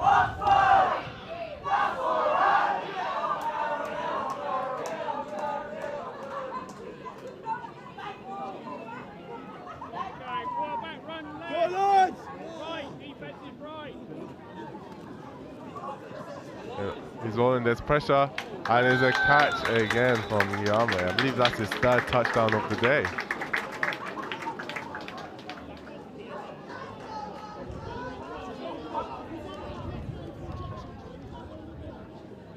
It's great from Oxford, good game management to be able to get the ball back inside of 2 minutes and to be able to drive it up the field and to be able to score before the end of the first half. It just pushes victory that bit further out of reach for Cambridge, but again, if Oxford can score 4 in the first half, there's nothing to say Cambridge still can't put it back in the second.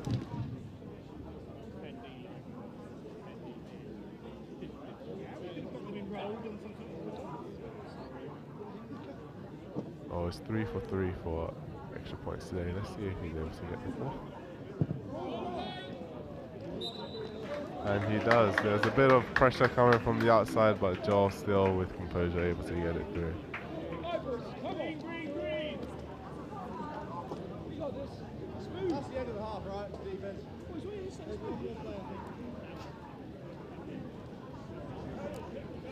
What do you think the Oxford coaches will be saying to their players at half-time? I think that they will obviously be pleased with the result, but I think they'll be still disappointed with some of the penalties and points that have been left on the field. That definitely Oxford know that they can do better than what they've been doing, even though it has been great. They have 4 touchdowns up, and that's fantastic, but definitely I think they will be hitting themselves that they've cost themselves penalties, holding calls, fumbles, and they will surely want to make sure that they are crisp in the second half and show what they really can do.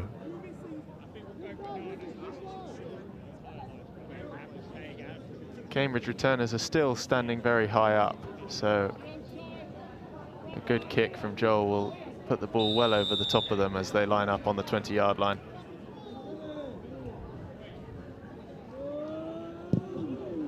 A good kick from Joel. That is a good reception. Let's see, there's space on this outside. Back to return it and forcing through the extra yards. Getting almost the 35-yard line again for Cambridge.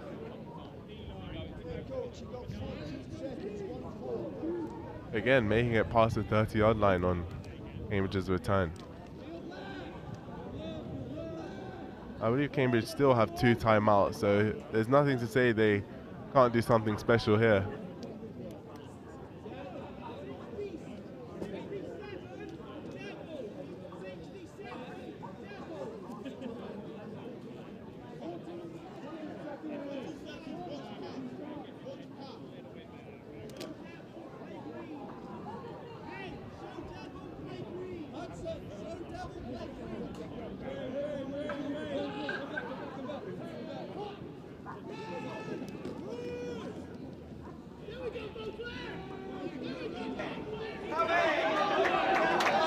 Cambridge handing off to Cameron Round there again, who's done another fantastic job to stay on his feet, battle through the tackles and pick up 4 or 5 yards there when it looked like he might lose 1 or 2. I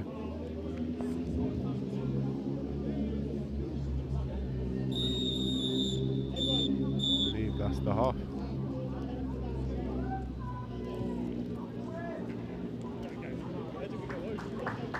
Well done to both Oxford and Cambridge in the first half. Although a one-sided fixture, there have been glimpses of what can be with Cambridge, and there have also been glimpses of what Oxford can be when they go and their heads are on and they manage to nail down all the penalties that they've left out there. I think we're going to take a look at some of the highlights from the first half now. We'll see the touchdowns again. So again, seeing that same play where Joel scrambles round to the right. And Yame on a wheel route, managing to pick it up at the end.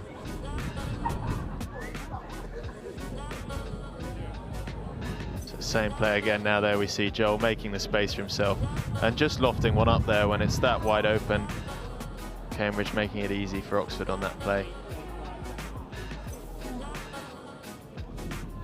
This is the second touchdown where Joel rushed in on the left-hand side after Oxford had a big drive all the way down to the red zone and able to run it in.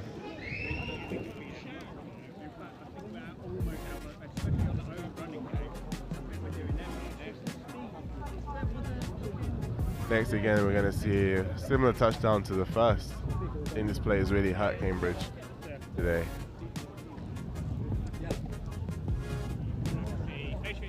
Different quarterback, but the exact same play. Another big throw over the top, lots of space to that wheel route from the slot.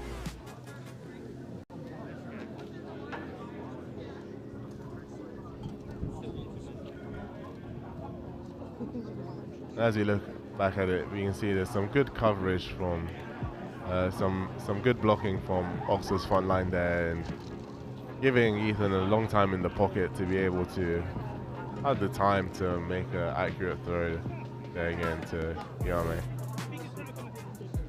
I believe this is Yame's third touchdown. Again, seeing a 5 and out and finding the space on the outside again. I think again, looking to the second half, he's somebody that Cambridge, I think, would want to keep an eye on and make sure that they've got covered.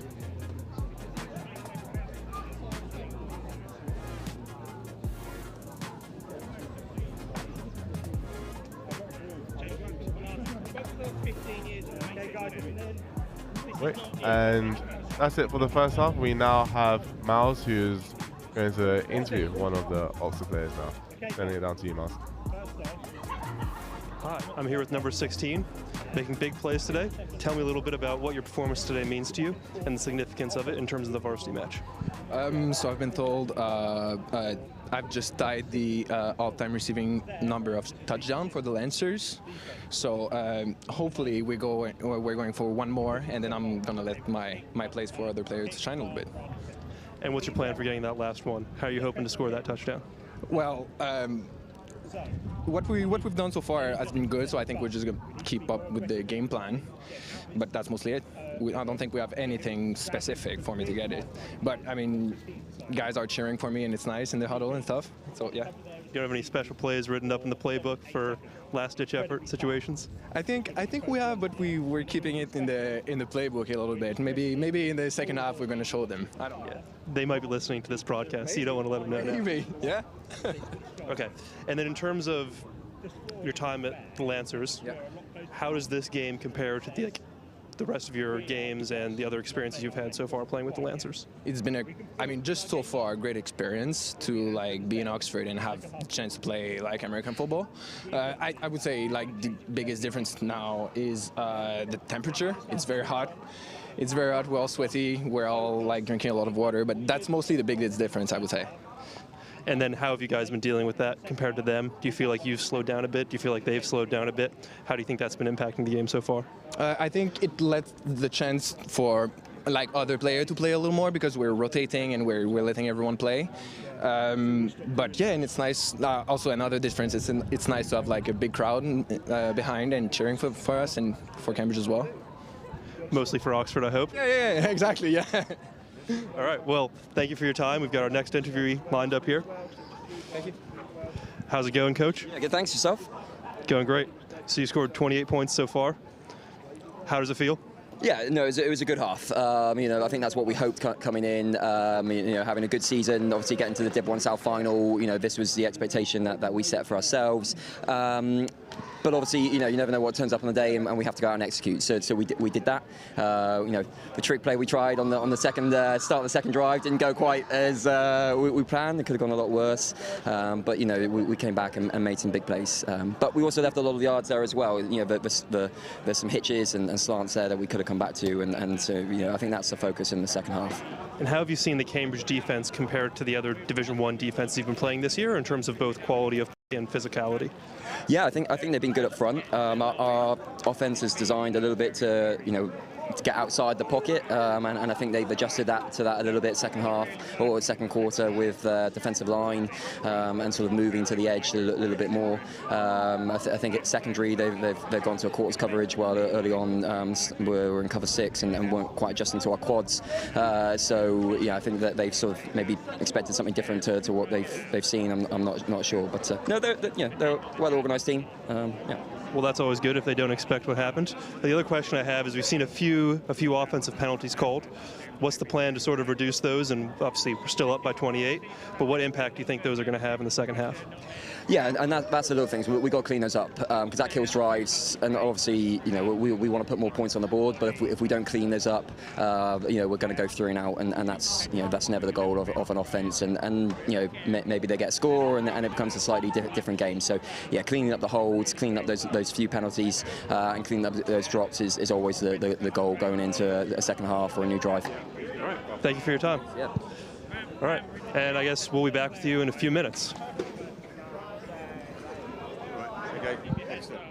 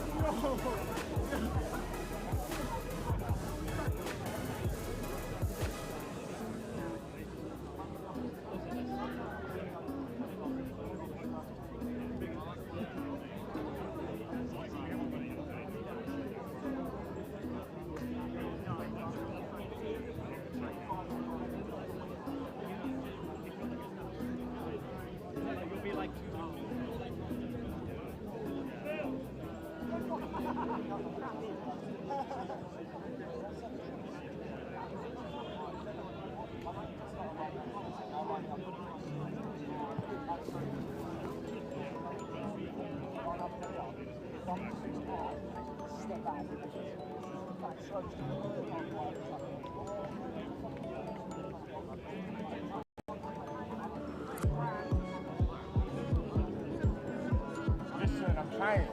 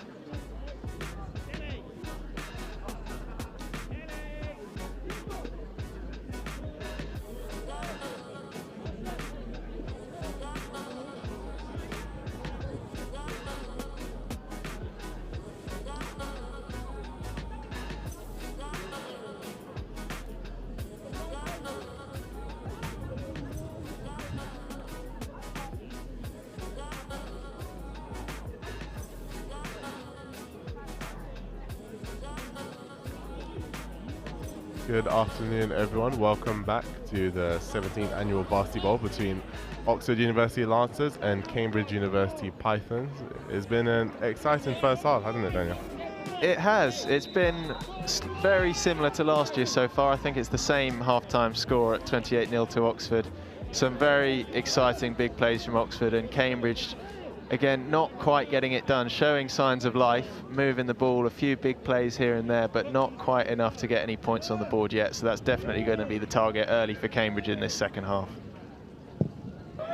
Good kick from Cambridge to begin, and a good reception.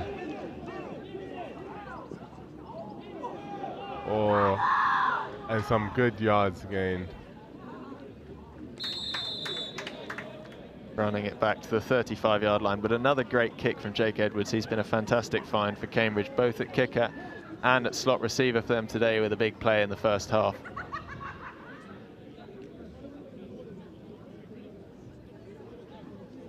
Good stop and good effort from Yame to keep trying again and again and again to see if he can make those extra yards. That's Joseph Cooper, number 4 for Cambridge, coming up to make the tackle there, using his body weight well to get low and make the stop. Let's see whether Oxford have a slightly different game plan coming into the second half. Seeing as they're already up, I'm sure there'll be more personnel coming through, getting them some varsity game time.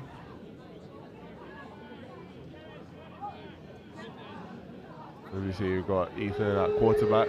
He's already got 1 passing touchdown today.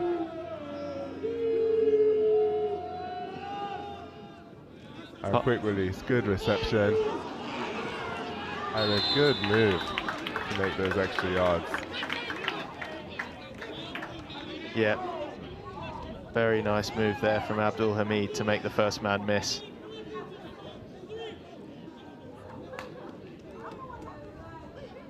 That was good movement, quick feet. And good use of his hand there as well to get those extra yards, even after getting tackled. Another 1st and 10 for Oxford. That's the Jesus College duo of Joby Cosgrave and Jez Brown combining to make the stop there.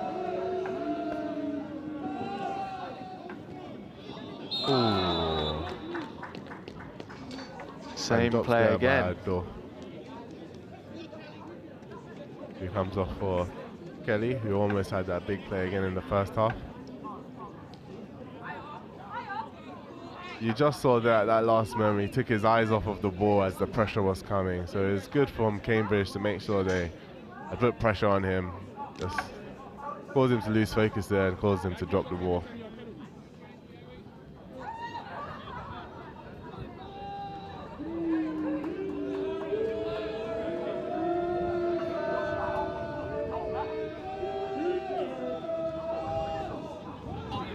Pressure coming from the backside. It's thrown it up deep. Oh, fantastic adjustment to make the catch. Again.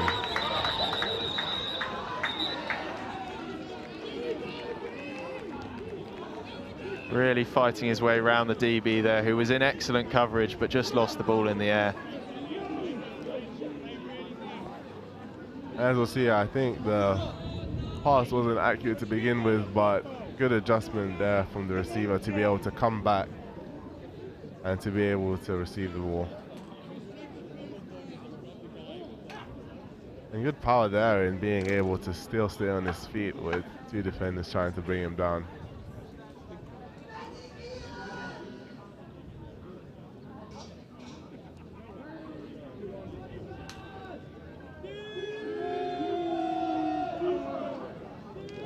Also go for the pass again, and there's a reception to Sakef, who's open and into the end zone. And just like that again on Oxford's first drive of the second half, they score again.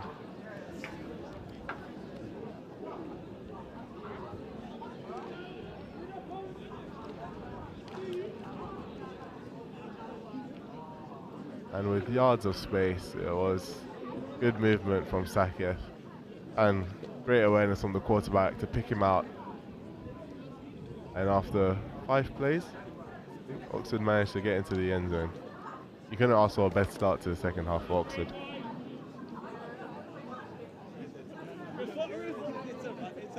Ethan Caldecott showing nice poise in the pocket there, just taking his time and waiting for a man to be open, trusting his line to give him that time to throw the ball, which they've done for him all day. And it's a blocked kick.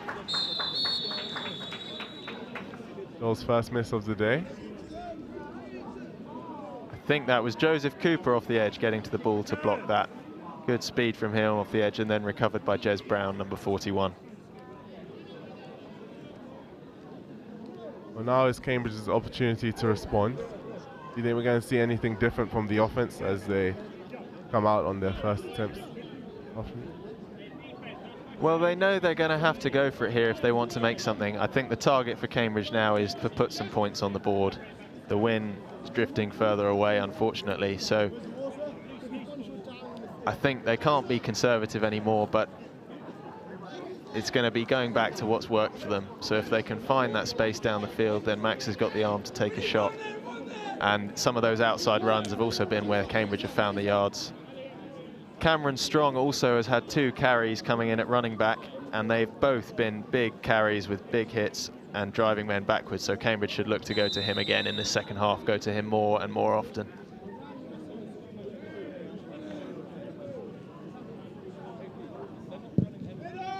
It's a good kick from Jar. Alistair Wilson good reception takes on it the cleanly run. back to return. Fights off the first tackle and gains another few yards. Cambridge up to the 37-yard line. That'll be a good starting position for them. They're furthest up of the game. Very nice return and big hit through that first tackle from Alistair Wilson.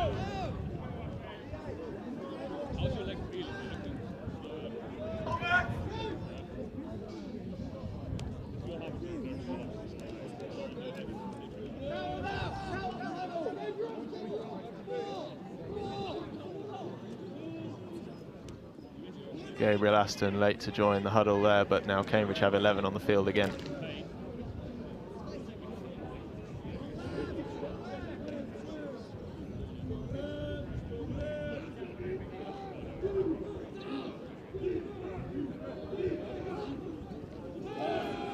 Looking to pass early.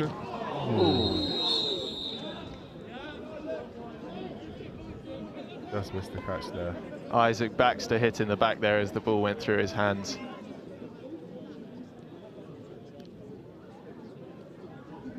Just a near miss there from both Cambridge receivers. Good protection from the Cambridge offensive line there, though, double teaming the end to just give Max the time he needed to get that ball in and out of his hands.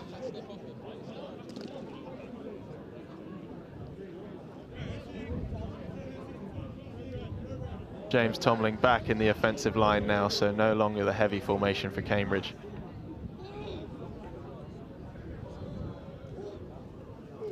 Looking to pass again. Pressure from Oxford. Oh! And it's a good rebound. Great awareness on Cambridge to be able to catch the rebound. Isaac Baxter ending up with the ball there, although he wasn't the original intended target. I think through the hands of DH, and then tipped by the Oxford defender as well, but there it is. Wow. But there was good pressure from Oxford's number 27, Honor, who's also a rookie this year, who has made a statement season playing on Oxford's defensive line and putting pressure on the edge, as we saw there. See if Cambridge can build on that first down now. Take them however they come. They're going for the run, but a good stop from Oxford. And the ball is out. Let's see if he was ruled down.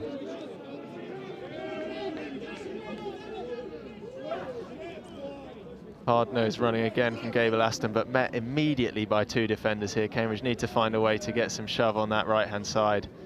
Little mix-up in communication there with the half-back just blocking the wrong man, I think, leaving someone unblocked off the edge. Good from Victor and Freddie, Oxford's number 64 and 71, who are able to break through the line there and to be able to stop the running back from making any positive yards.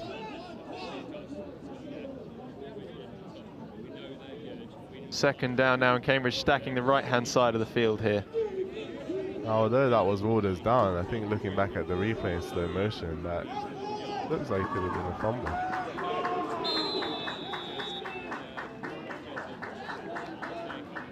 Nick managing to build up some pace there and take it in for 4 or 5 yards. Third and medium for Cambridge now.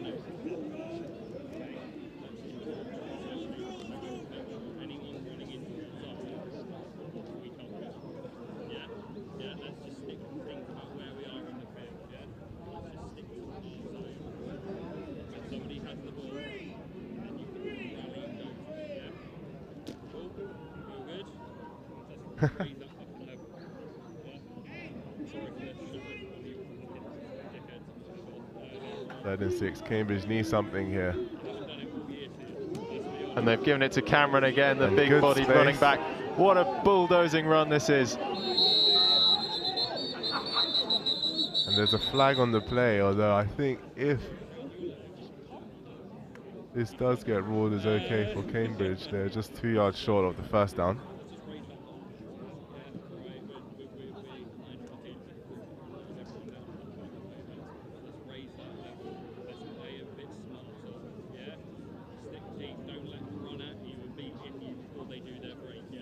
Let's see what this flag is for. Long discussion amongst the referees here.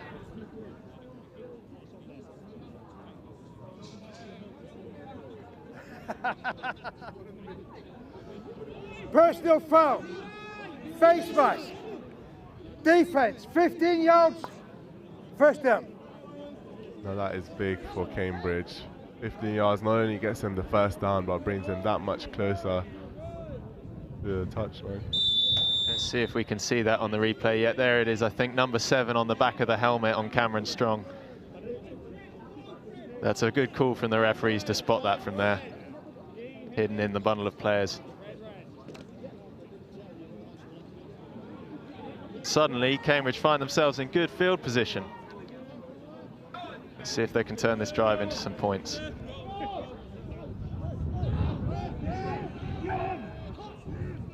Oh, there's a high snap over the quarterback's head, but good awareness to pick it up again. And sadly, is a loss of yardage after just getting 15 there for the personal foul. I believe it's now 1st and 21 almost. That snap came out like lightning above his head, but fantastic reactions from Jake Edwards to make something of that play and limit the loss.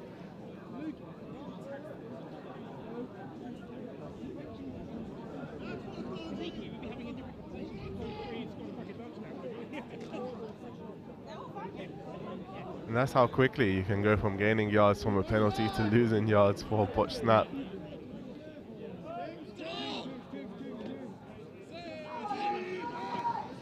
Good snap. And a good motion. He shakes off the tackler. And he's met at the edge. Nick's done very well there to turn that from what could have been another 7 or 8 yard loss into a small yardage gain. The pulling lineman not quite getting there in time for Cambridge, but great work from Nick and Tirahungwa to shake off the tackle.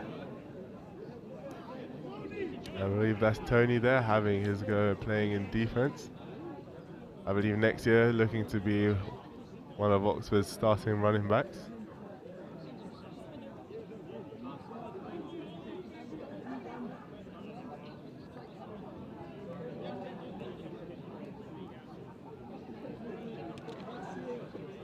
Again, Cambridge needed something big here in order to close down the yards that they need to make the first down.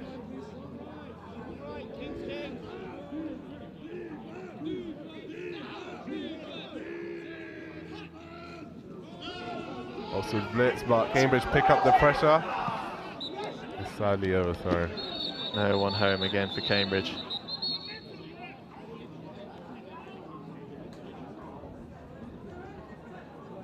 A flag down in the backfield.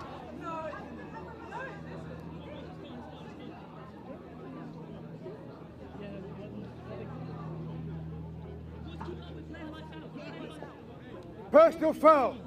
Roughing the passer, 50 blue. 15-yard penalty. First down. Well, that's another big call from the referees.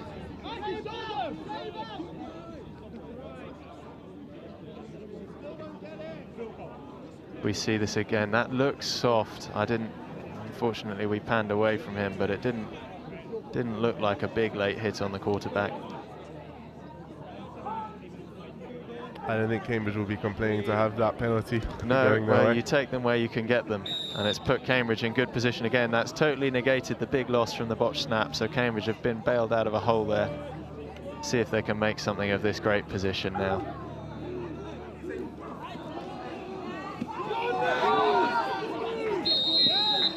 And again, even as the gaps open up, Oxford are there again to make the tackle. I believe that's number 70 for Oxford.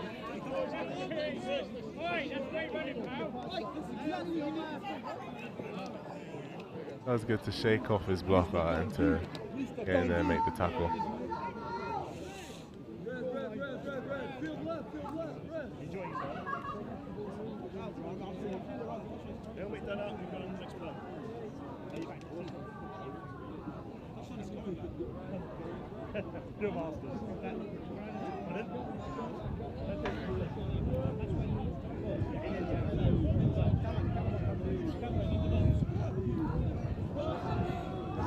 Looking to pass, found some space. Oh!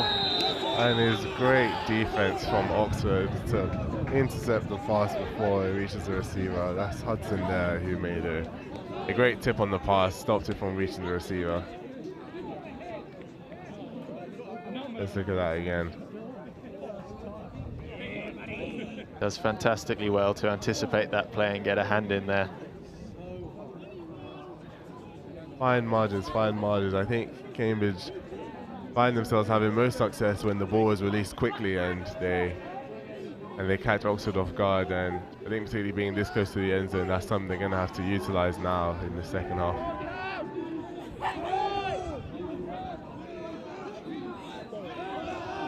Looking to pass again, going deep. And it's overthrown. Jack Harris at DB there, just doing a good job to put the receiver off his route, stopping him going deep without committing a foul. The fourth down here, Cambridge do need a score. Do you think they're going to go for the field goal, or do you think they're going to try and go for first down or even a touchdown? It looks like the field goal unit coming out. So I think they're going to trust the leg of Jake Edwards and give him a go at the posts.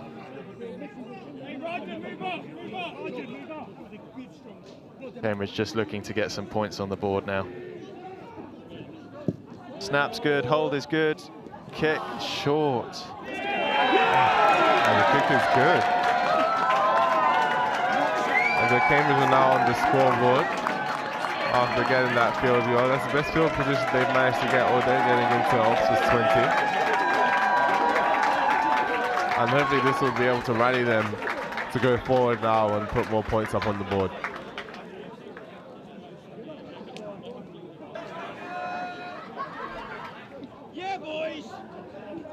That must have just crept Let's over. see that Let's kick see that again. Wow, just over.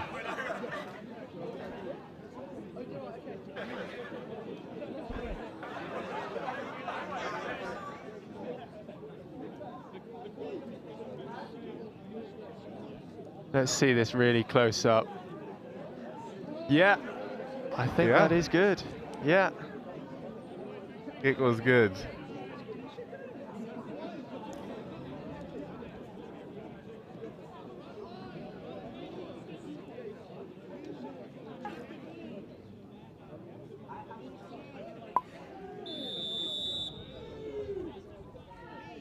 Jake Edwards, another big kickoff. That is a big kick. And it's not gone back, so we're going to see a return here. Oh! Great from Cambridge, and that was couldn't be a more perfect kick. The fans are starting to rally behind Cambridge as they've got some points on the board now and had a good kickoff.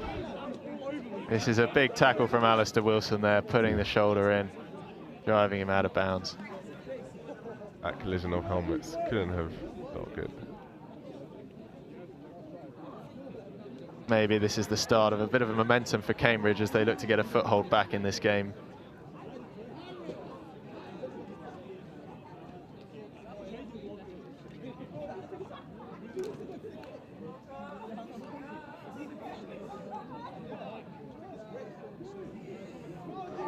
Joel's back in at quarterback. Again, Cambridge needs to be careful, knowing what he's already done today.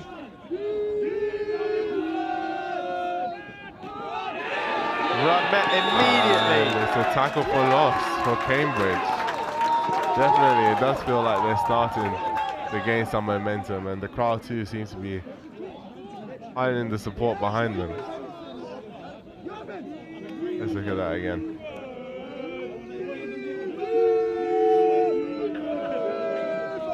I mean, there was nothing there that Ade could do as a running back. The pressure was there as soon as he got the ball.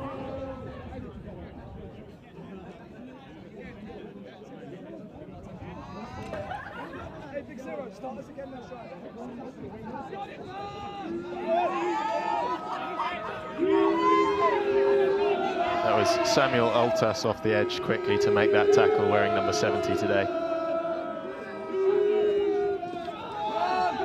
And again, John pulls the ball under heavy pressure now. And Joel goes out of bounds. It's a lot better from Cambridge, a lot of pressure up front, not giving the quarterback time in the pocket, and they're going to need more of that in this half in order for them to mount a comeback. Suddenly Cambridge have found a way, as you say, to get some pressure on Joel, keeping him in. Well, still found his way out of the pocket there, but at least limiting him on the run that he then pulled out. The linebacker's coming down to force him out of bounds.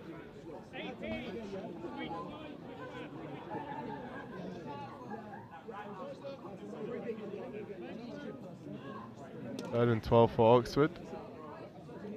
They need something here, otherwise they'll be forced to punt. Empty backfield for Oxford.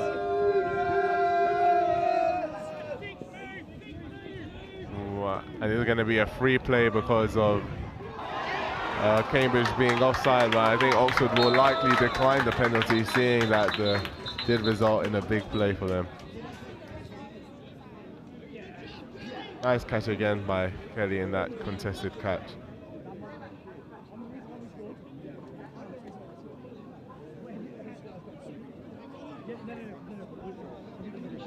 And it does look like that penalty was an offside on the defense. Offside, defense, penalties declined, first down.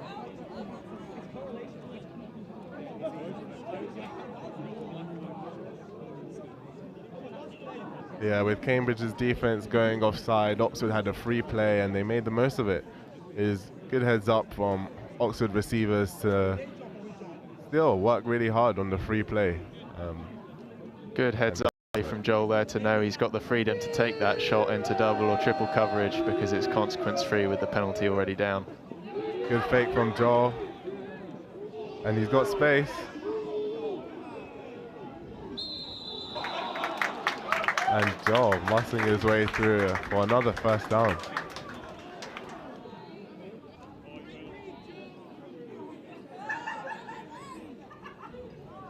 Let's see that again. It was a good fake from Joel to sell the defense as the space opens up in the middle for him to run into. And again, using the quickness of his feet to get those extra yards.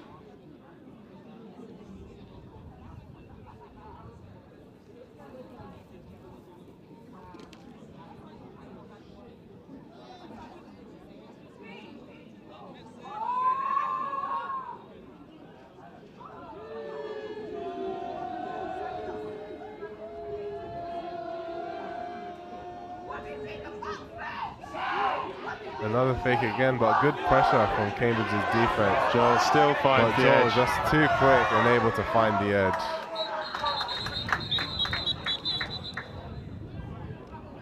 We've got a flag down there, just as Joel stepped out of bounds.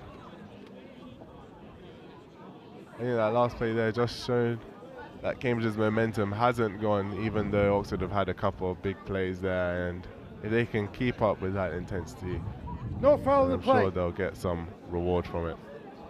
That flag's been waved off, so no penalty on the play. But it has been the story of the day for Cambridge. There's been a few good plays. They started this drive very well with a good kickoff and 2 good stops down deep in Oxford's territory, but they've not been able to string quite enough plays together to ever stop Oxford's momentum or to put any points on the board themselves. Well, to put a touchdown on the board, rather. Not really sure what the referee saw there that caused him to throw a flag, but yeah, I think waving the flag was the right call.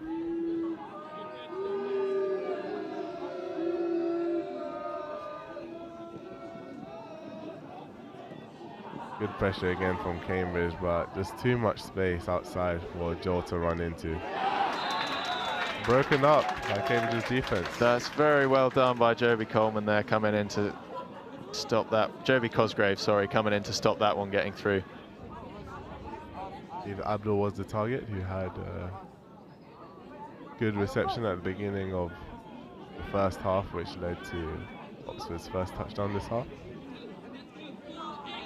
As you say, we're starting to see some penetration from Cambridge, but it's not been enough to find Joel before he escapes just yet. Charles Kelly getting through time and again here, but hasn't managed to get home to the quarterback.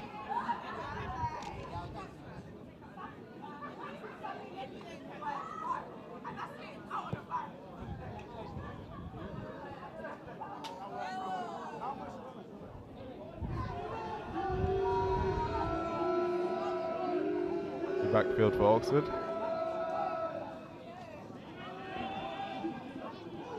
All the time in the world for Joel.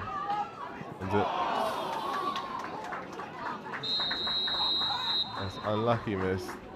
Two of Oxford's best receivers today, just unable between the two of them taking the ball.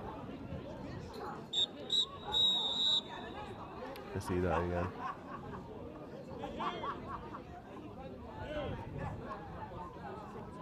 You got a little screen there from Guillaume, screening the Cambridge defense and some space for Ari. And that is the end of the third quarter now, so the teams will swap sides again for the final quarter of this game. Score is Cambridge 3, Oxford 34.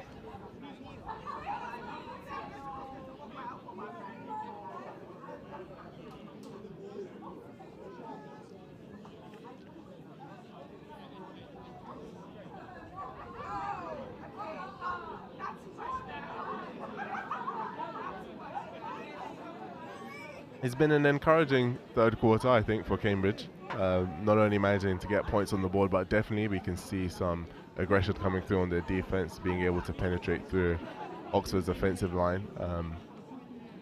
And definitely, I think, as well, them being able to get to the red zone for Oxford. I think they should look to maximize on the mistakes that Oxford make and, again, try and contain Oxford's quarterbacks, whether it's Ethan or Joel, from having so much time in the pocket to be able to pick out a pass. So we've got 4th down and 10 now for Oxford inside the Cambridge territory. They're showing a punt formation, but as we've seen earlier in this game, that's not necessarily a sign we're going to see a punt. Joel back to take it, and it's snap front, and it's a fake, and they've gone through the middle, and that's going to be right on the line. Signalled short, I think, of the first down, but Oxford are asking for it. No, Cambridge ball, that was 8 yards. Well, let's see that again.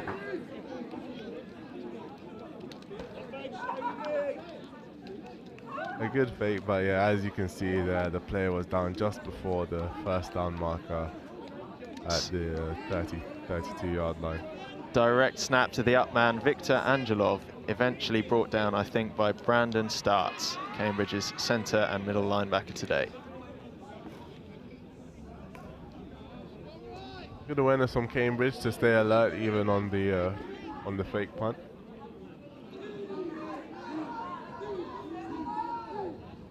Oh, and it's another fumbled snap.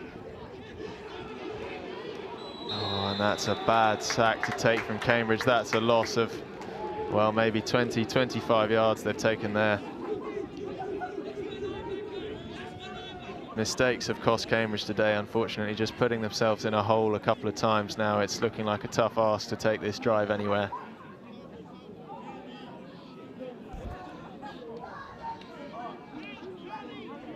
Again, just the quickness of the snap, catching out the quarterback and it going right through his hands again.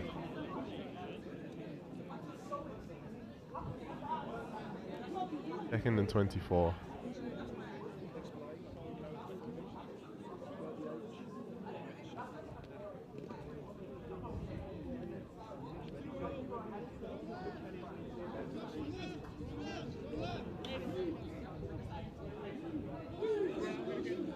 Cameron Round in the backfield again for Cambridge. We can expect to see the ball in his hands again, maybe. Here we go, up the middle.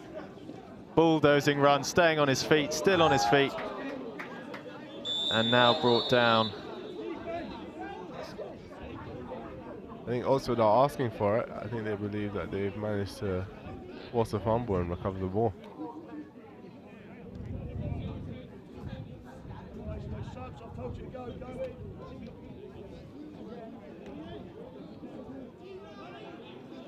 Still Cambridge's ball.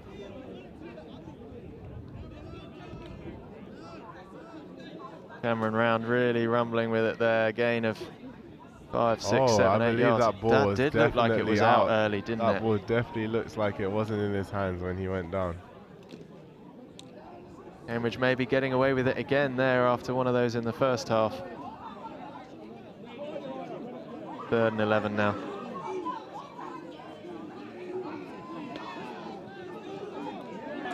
Good reception from Cambridge and good turn and run. Good feed. Big play from Cambridge, able to make the first down, and that is exactly what they needed at this point. Great play again by Jake Edwards, wriggling away. Let's do that again. Quick release from Cambridge's quarterback, and able to rely on the wide receivers' quickness to be able to make those extra yards. Good recovery from Charlie to be able to make the tackle. But yeah, definitely that would encourage Cambridge's offense.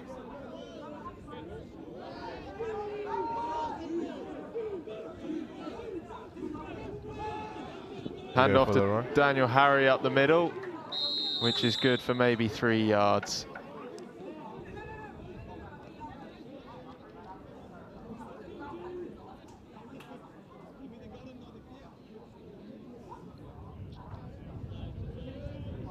And we see the right guard and the right tackle pulling round to the left there to make that space.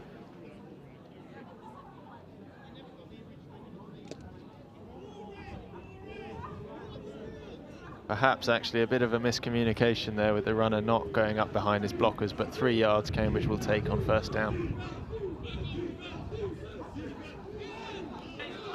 And it's a counter fumble and then picked up again.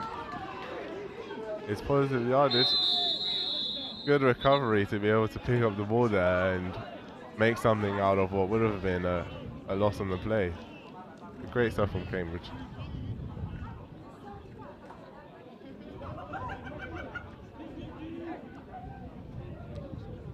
And a good tackle from number 7, Iomi, able to stop that play from going for anything more.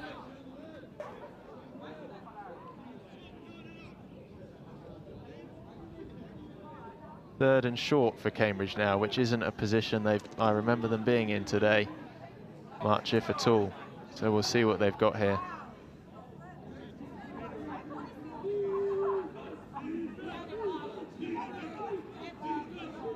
Oh, so they're showing pressure on the line.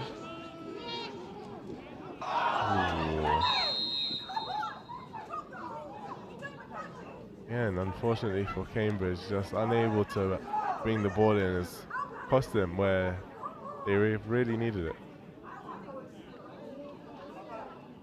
Short pass for Cambridge, looking for Jake Edwards again there, who's got his hands on the ball quite a few times now from slot receiver. Looks like Cambridge are going to go for this on 4th down. So we've got 4th and 3 well inside the Oxford territory again. Coach Wallace making the call to go for this one at this point in the game.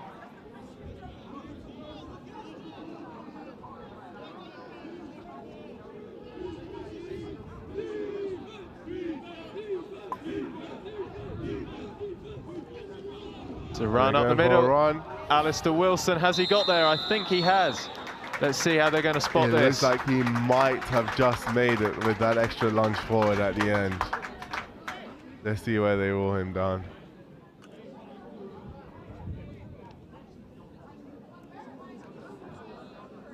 Let's see if we're going to have the chains on the field here, maybe.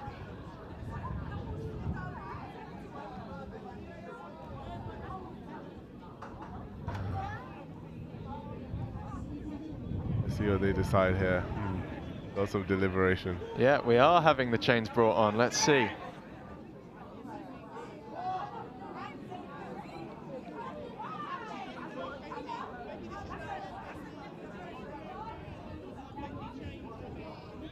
Yeah, bringing on the chains in order to determine whether or not.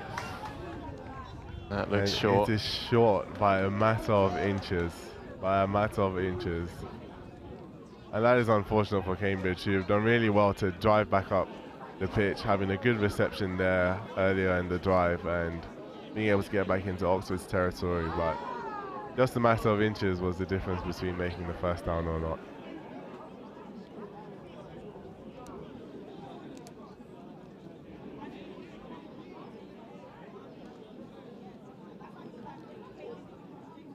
That's tough from a Cambridge point of view after putting a few plays together there to see it stopped by, as you say, just a matter of inches. Let's see that again. Trusting Alistair Wilson, the veteran running back here, with the carry, the important carry on fourth down, and the ball gets almost knocked back as he's going to ground, stop him from reaching out for that extra yardage.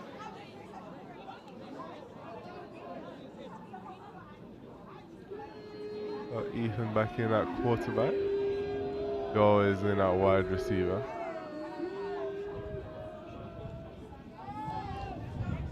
And a good throw to Joel, who's also now got a reception today. And it's a leg race, and he's going to make it, and he does. Not only can he hurt you by passing, but he can also hurt you by rushing and receiving.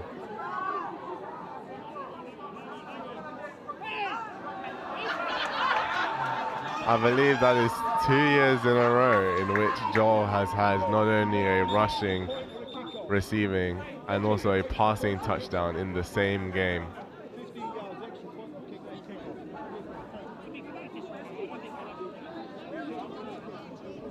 Big hole in the middle of Cambridge's defense there, and it's just too easy for Joel, that. Using his legs and his pace to get away from the Cambridge defense. Now this being Brit ball. Unsportsmanlike conduct. Offense. 15-yard penalty will be enforced on the kickoff. Yeah, so as we've just heard there, this being British-American football, we're going to see a 15-yard penalty for that celebration. I think all the Oxford players would have known that was coming as they lined up to do that.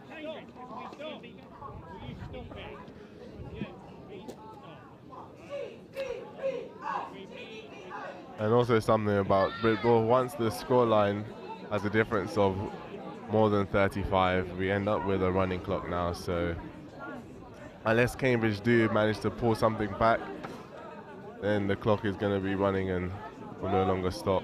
Some trickery from Oxford here on the 2-point, and that was beautifully done, beautifully executed. Philly special-esque there. An extra 2 points there after they converted just then. And that was well crafted. Clean movement, clean reception, clean pass.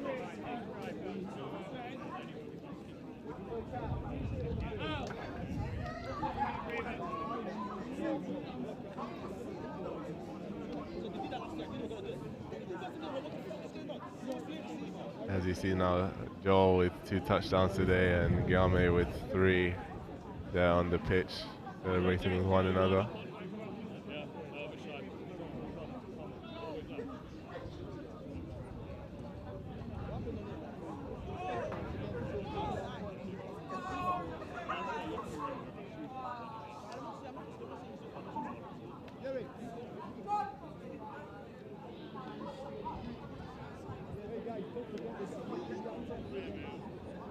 So Oxford will be kicking off from the 20 now after that penalty.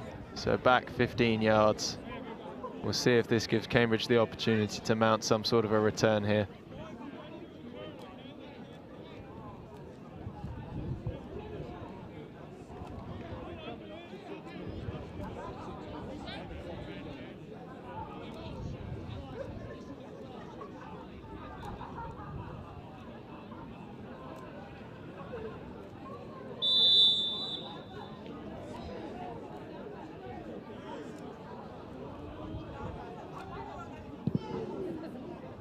A big kick from Joel, just over the head of the returner. And he lets it go out. I mean, that's going to be a flag, and very sensible play from Jake Edwards, the returner there.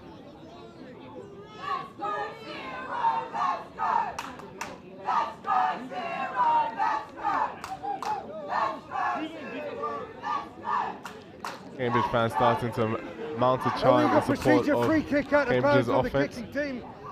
The receiving team will take it 30 yards from the kicking spot, from the 50-yard line. 50. We're going back 50, yeah. First down. In particular in support of Cambridge's number 0, Ayo Akande. Got some fans in the crowd today. Now that kickoff out of bounds will see Cambridge start from the halfway line after the kickoff, after the penalty enforced before that kickoff. So Cambridge have a strong start here in which to try and put some more points on the board on this drive. But as David told us, we've got a running clock, so time is running out. The clock won't stop now if Cambridge get out of bounds or throw an incomplete pass.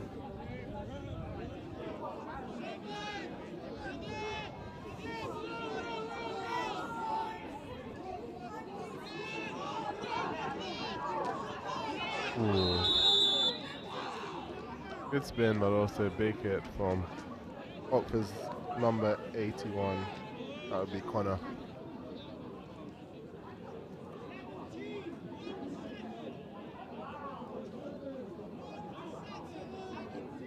Good from Cambridge to hold on to the ball even on being hit.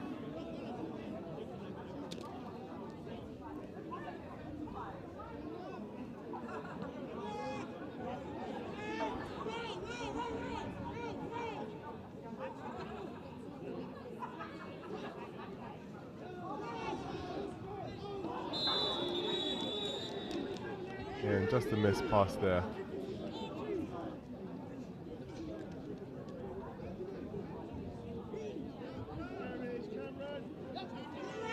At this stage in the game, what do you think a Cambridge player should be doing to motivate themselves to keep playing through to the last minute?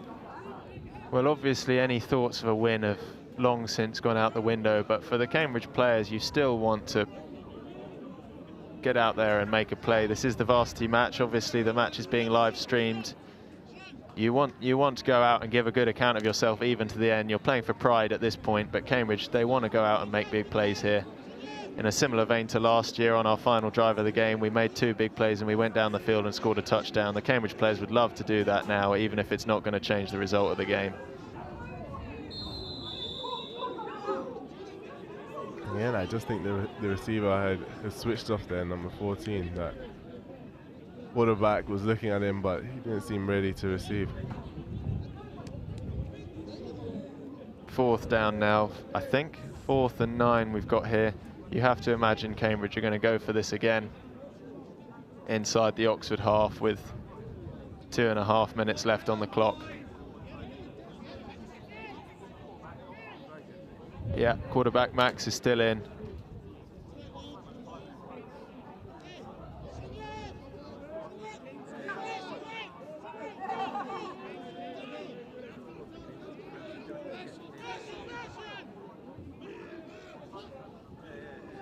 Yeah, drops back to pass, hit as he throws, and the pass falls incomplete. Again, that Oxford pressure from their defensive line, just not giving the quarterback time to be able to put enough into that pass that met his receiver.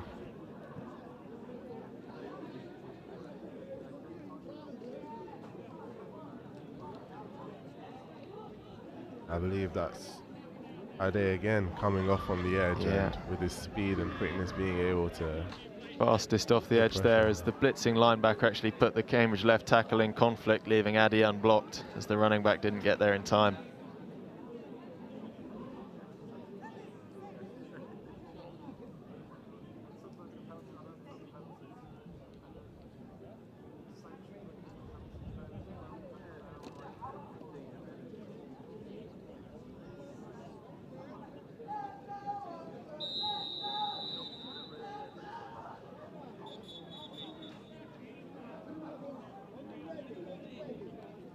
Joel back in at quarterback after receiving that last touchdown in the previous drive.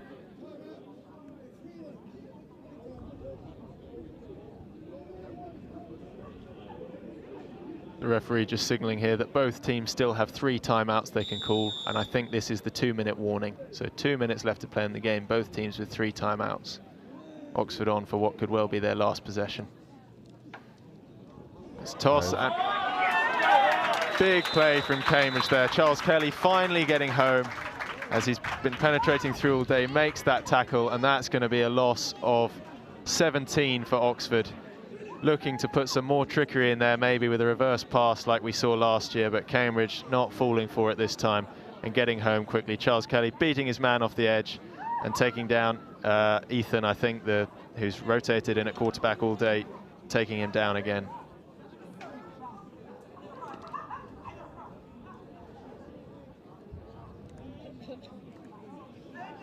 Only 75 seconds left on the clock. Oxford will have to be quick if they're going to try and score one before the end of the game.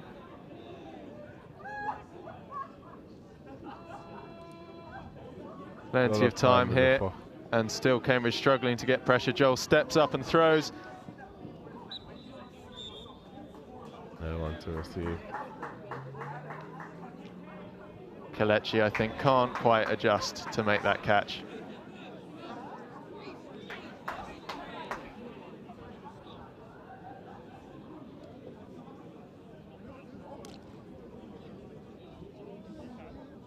Clock running down now. It doesn't look like Cambridge are going to call timeouts to get themselves another possession. So this could be the last play we see today. Joel avoids the pressure again. Chased by James Tomling, who does... He throws on the run, and he finds his man, number 25, who catches it on the run and manages to shake a tackle and run into the end zone. That was great movement from Genesis, not only to make the reception whilst Joel was on the scramble, but also to take the contact and shake the tackles and make it into the end zone. There is a flag on the far side of the field. And judging by his reaction, I believe this is his first varsity, and what a feeling that is to score in your first varsity. And I believe his first reception of the game. Wow.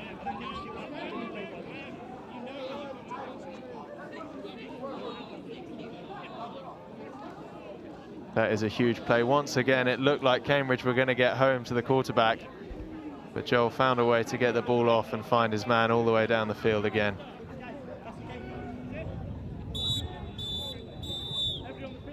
And that is the end of the game. Final score, Cambridge 3, Oxford 48.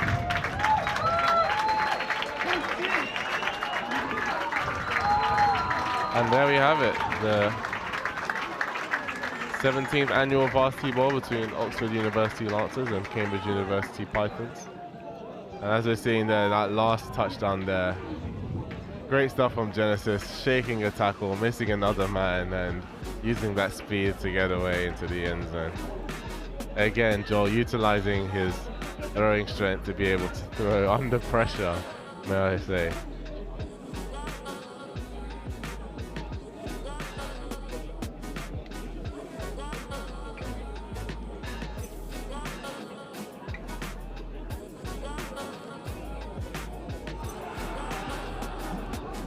So again, even though it was a short second half, there were still some exciting moments of the game. As we see there, Oxford celebrating, ecstatic after having won the third varsity in a row.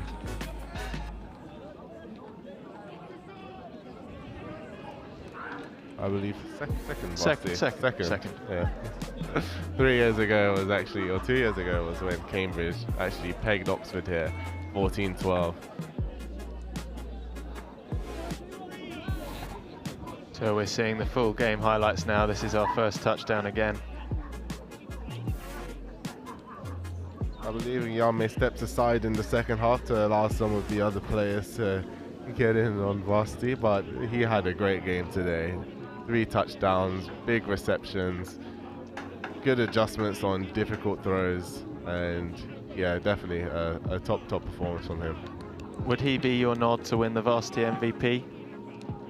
It's difficult to say. He's had a great game, but when Joel Chesters manages to pass, rush, and receive a touchdown in the same game, not only that, he's scored, I think, 4 conversions and also just punts and contributing in all rounds of the game. It's hard to not give it to him. It is hard to look past Joel winning his second VARSITY MVP in a row. But then again, there have been some standout plays mainly from Oxford. I have to give credit to their front line, particularly in the first half. I think the quarterbacks enjoyed a lot of space, as we saw there, and able to get off a lot of passes.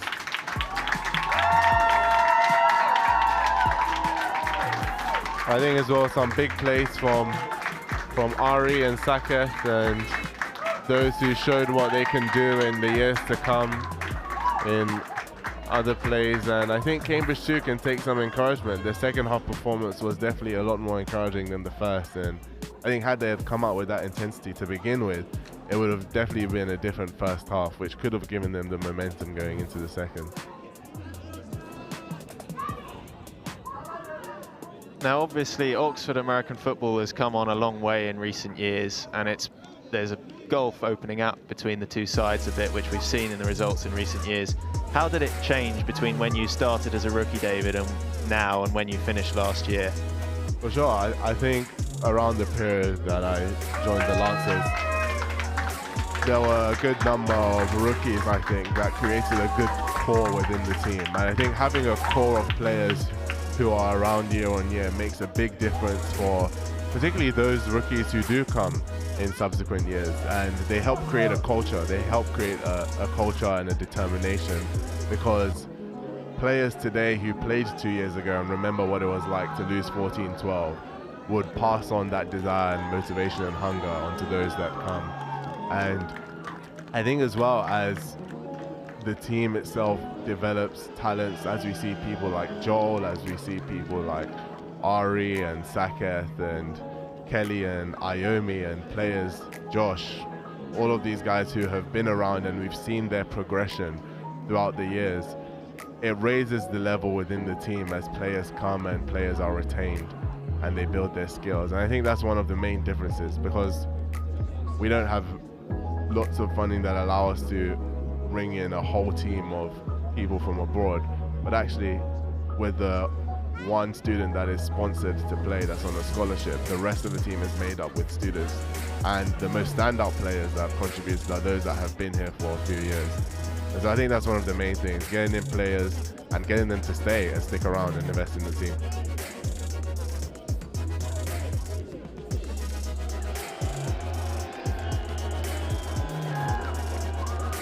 So we're going to go down to Miles now, who's on the field with our MVP, Joel Chesters, number 9. Chesters, second varsity match as a quarterback, second victory. How does it feel? Yeah, great. I didn't think I'd be able to top it last year. 5 touchdowns at home, but getting the 5 touchdowns away, obviously, maybe reach that level as well. And how do you think your performance this year compared to your performance last year? Obviously winning by a little bit more of a margin this year, but how do you think the play was? I mean, I guess last year, we had David at running back, and it was obviously distributed a lot more to him. This year, we had less, I was more involved in the run game specifically, actively rather than just by scrambling. So maybe felt more involved this year, but obviously, that's because we had David, who was a brilliant running back last year. Yep. And the other question is, was there anyone who was giving you problems out there? From the looks of it, there wasn't, but were there any cornerbacks, any free safeties that you thought, damn, this guy might pick one off if I don't be careful? No, there was a funny, one of the defensive ends kept on saying, oh, I slipped on that one, and you're lucky and stuff. But, I mean, it happened every time. So, but yeah, not really. But I mean, you know, they're a good team. We just obviously were the better one today. Yep. So onwards and upwards. What are you thinking for next year? Obviously, we won by 34 last year. Won by a bit more this year. What's the prediction for next year? I mean, like next year we lose a lot of guys because we had a very strong, like solid freshman or fresher kind of intake 3 years ago. So we'll lose a lot of those guys. So it'll be hopefully not a rebuild year, but you know, it's going to take a lot of recruitment and then hopefully another win next year. An MVP performance, huge victory. What are your plans for tonight? Drink out of the cup probably and call my girlfriend. All right, sounds good. All right, let's keep going. Thanks for your time.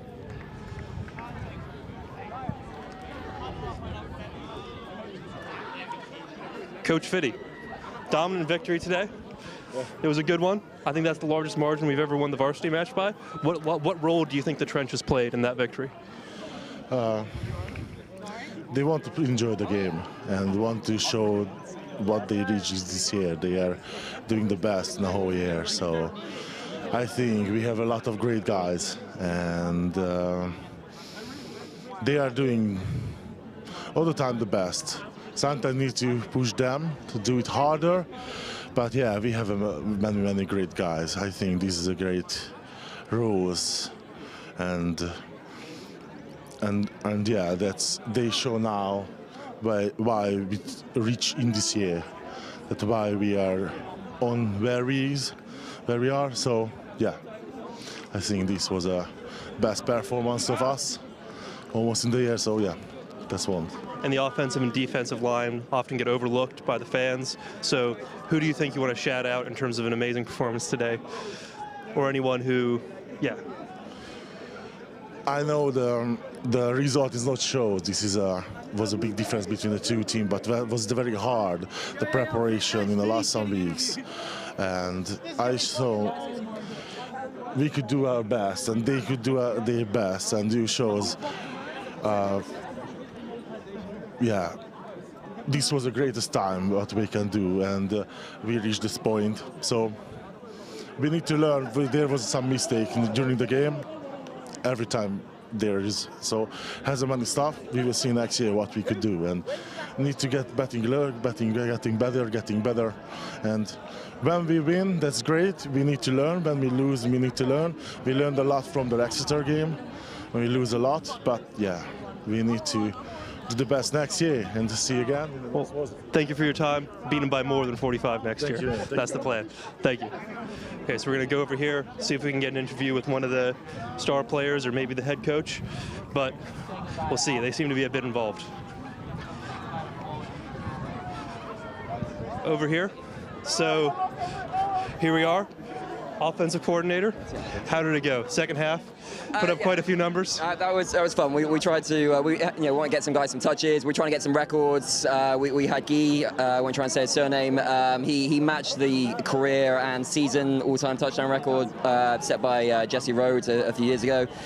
So we were trying to get that on the last play. End up going to a receiver, his first catch and a touchdown. So pretty huge moment for him. And a great way to end the season for a lot of the guys, guys in their last games as well. So good second half. Can't be mad at nearly 50 points.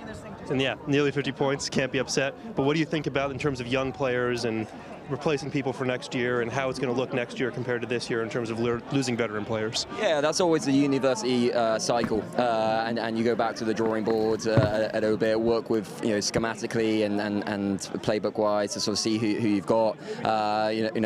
We're lucky to have Joel Chester's back next year. We've got Davis Klein, a quarterback who was unfortunately out injured today as well, who's hit here from the US for another year.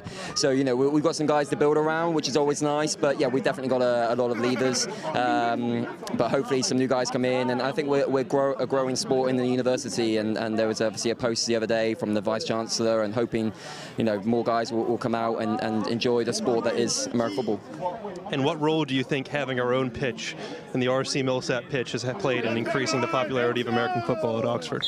Yeah, it's huge. You know, when I started 6 or 7 years ago with the Lancers, we played on a pitch probably about 20 minutes ride or you know from the centre of Oxford, and so having the RC Millsap pitch in the middle of Uni Parks is huge. It's just publicity. The amount of probably Americans or Canadians who maybe don't know that we have American football here and see those posts and recognise them. The amount of people that we have come out and watch training or people walking their dogs and then come down and come to our games, and some of those that's led to players coming out. So it's a huge marketing point for us as a team. Yep. All right. Well, thank you for your time. Perfect. We'll go over to the players now, but thank you. Get back to celebrating. Okay. Hey. How's it going? How you doing, man? Come on. I'll start with you. All right. Never mind. Oh, no, it's not. Last year, last varsity. How did it feel? Felt great. Felt great. It was a good game. What about you? It was a good game. We've been in this game. We've been in this game for a minute, and didn't think we were gonna get the pads back on, me and him. Didn't ever think I was gonna play again. I'm out here playing with some great dudes, putting some points on the board. So yeah, I'd say it was a good day. And how did you find the game today? It was great. Honestly, I'd like to thank the whole Oxford team, because being a visiting student, I was only here for 2 terms. So they really opened up and welcomed me with open arms. So being able to start at running back and quarterback in previous games, it was a great experience. I really our 2 kind of leaders on the team right here. They really made it a home for me. So it was really a great experience overall. So how did you guys make it a home for him as leaders on the team? I mean, he's a great guy. He brings a lot of swagger. He brings a lot of enthusiasm. He's a unique personality, and the beautiful thing of Oxford, Cambridge sport in general is that you get a lot of people that are great in their field, interesting people to be around, and then at the end of the day, you all come together and play a sport. You all come together and beat Cambridge by 45, right? Beautiful, man. Beautiful. And then the real beauty of varsity sport is that we had a game like this. Obviously. Didn't go the way some people would like, and at the end of the day, we're going to sit down, we're going to break bread, we're going to drink together, and we're going to have some great conversations with the team, Cambridge team. Hopefully do a lot of good. Yeah. And the question I've been asking everyone, what's going to be next year? Next year? Yeah. What's the score going to be next year? Oh, shit, man. It's always a tough one when you play here. 14-14 going to overtime. I wish I could be here to witness it next year. All right. Well, are we going to go lift the trophy? Let's go lift the trophy. So this has been an amazing day. The weather hasn't let up. It's been perfect. And now we're going to go see the team lift the trophy, what they've all been working for all year, finally all culminating in one moment. Here we go.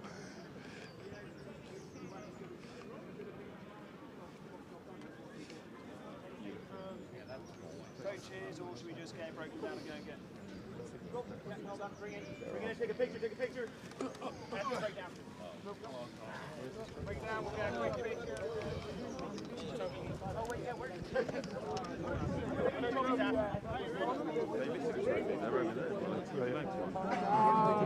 Mic on this. I don't actually see him. Yeah. You're going to have to yell. All right. So you got to pick it up. Yeah, I'll do that for you. 1, 2, 3. Lancers! Hey, Miles, man, how you doing, bro? I saw you from Fox last time. Miles, no way, man. One more interview now. Who wants the last interview? Can we and him, can we do a joint? I said B&M. All right, here we go. So, the camera's there, by the way. How did you guys find the game today? Beating Cambridge by 45, how did it feel? It felt really good. It felt good? Just another day in the office, isn't it? It was light. I'm not going to lie, it was light. And then what do you think it's going to be next year? I think we've got to go bigger. We've got to hit 50. Bro, 60 is there, man. I mean, 70 now. All right. And which one of you is going to be scoring those points? Which one of you is going to be the all-time scoring leader next year in this? Yeah, you play defense, and I'm the only receiver. I'm gone. It has to be me. Yeah, it has to be me. It's got to be Hamid. It's got to be him. Yeah. We're calling it now. Hamid, 70 points next year. Hold him to it. Okay, someone's going to do it. If he doesn't do it, it's his fault. We're going to win. By 70. There we go. That's all from us today. Thank you for watching. 48 to Oxford, 3 to Cambridge. What can I say? Amazing, beautiful day. Amazing victory. All thanks to these guys. Don't do that on the camera. It's a W. It's a W. It's a W. Okay. We'll play, man.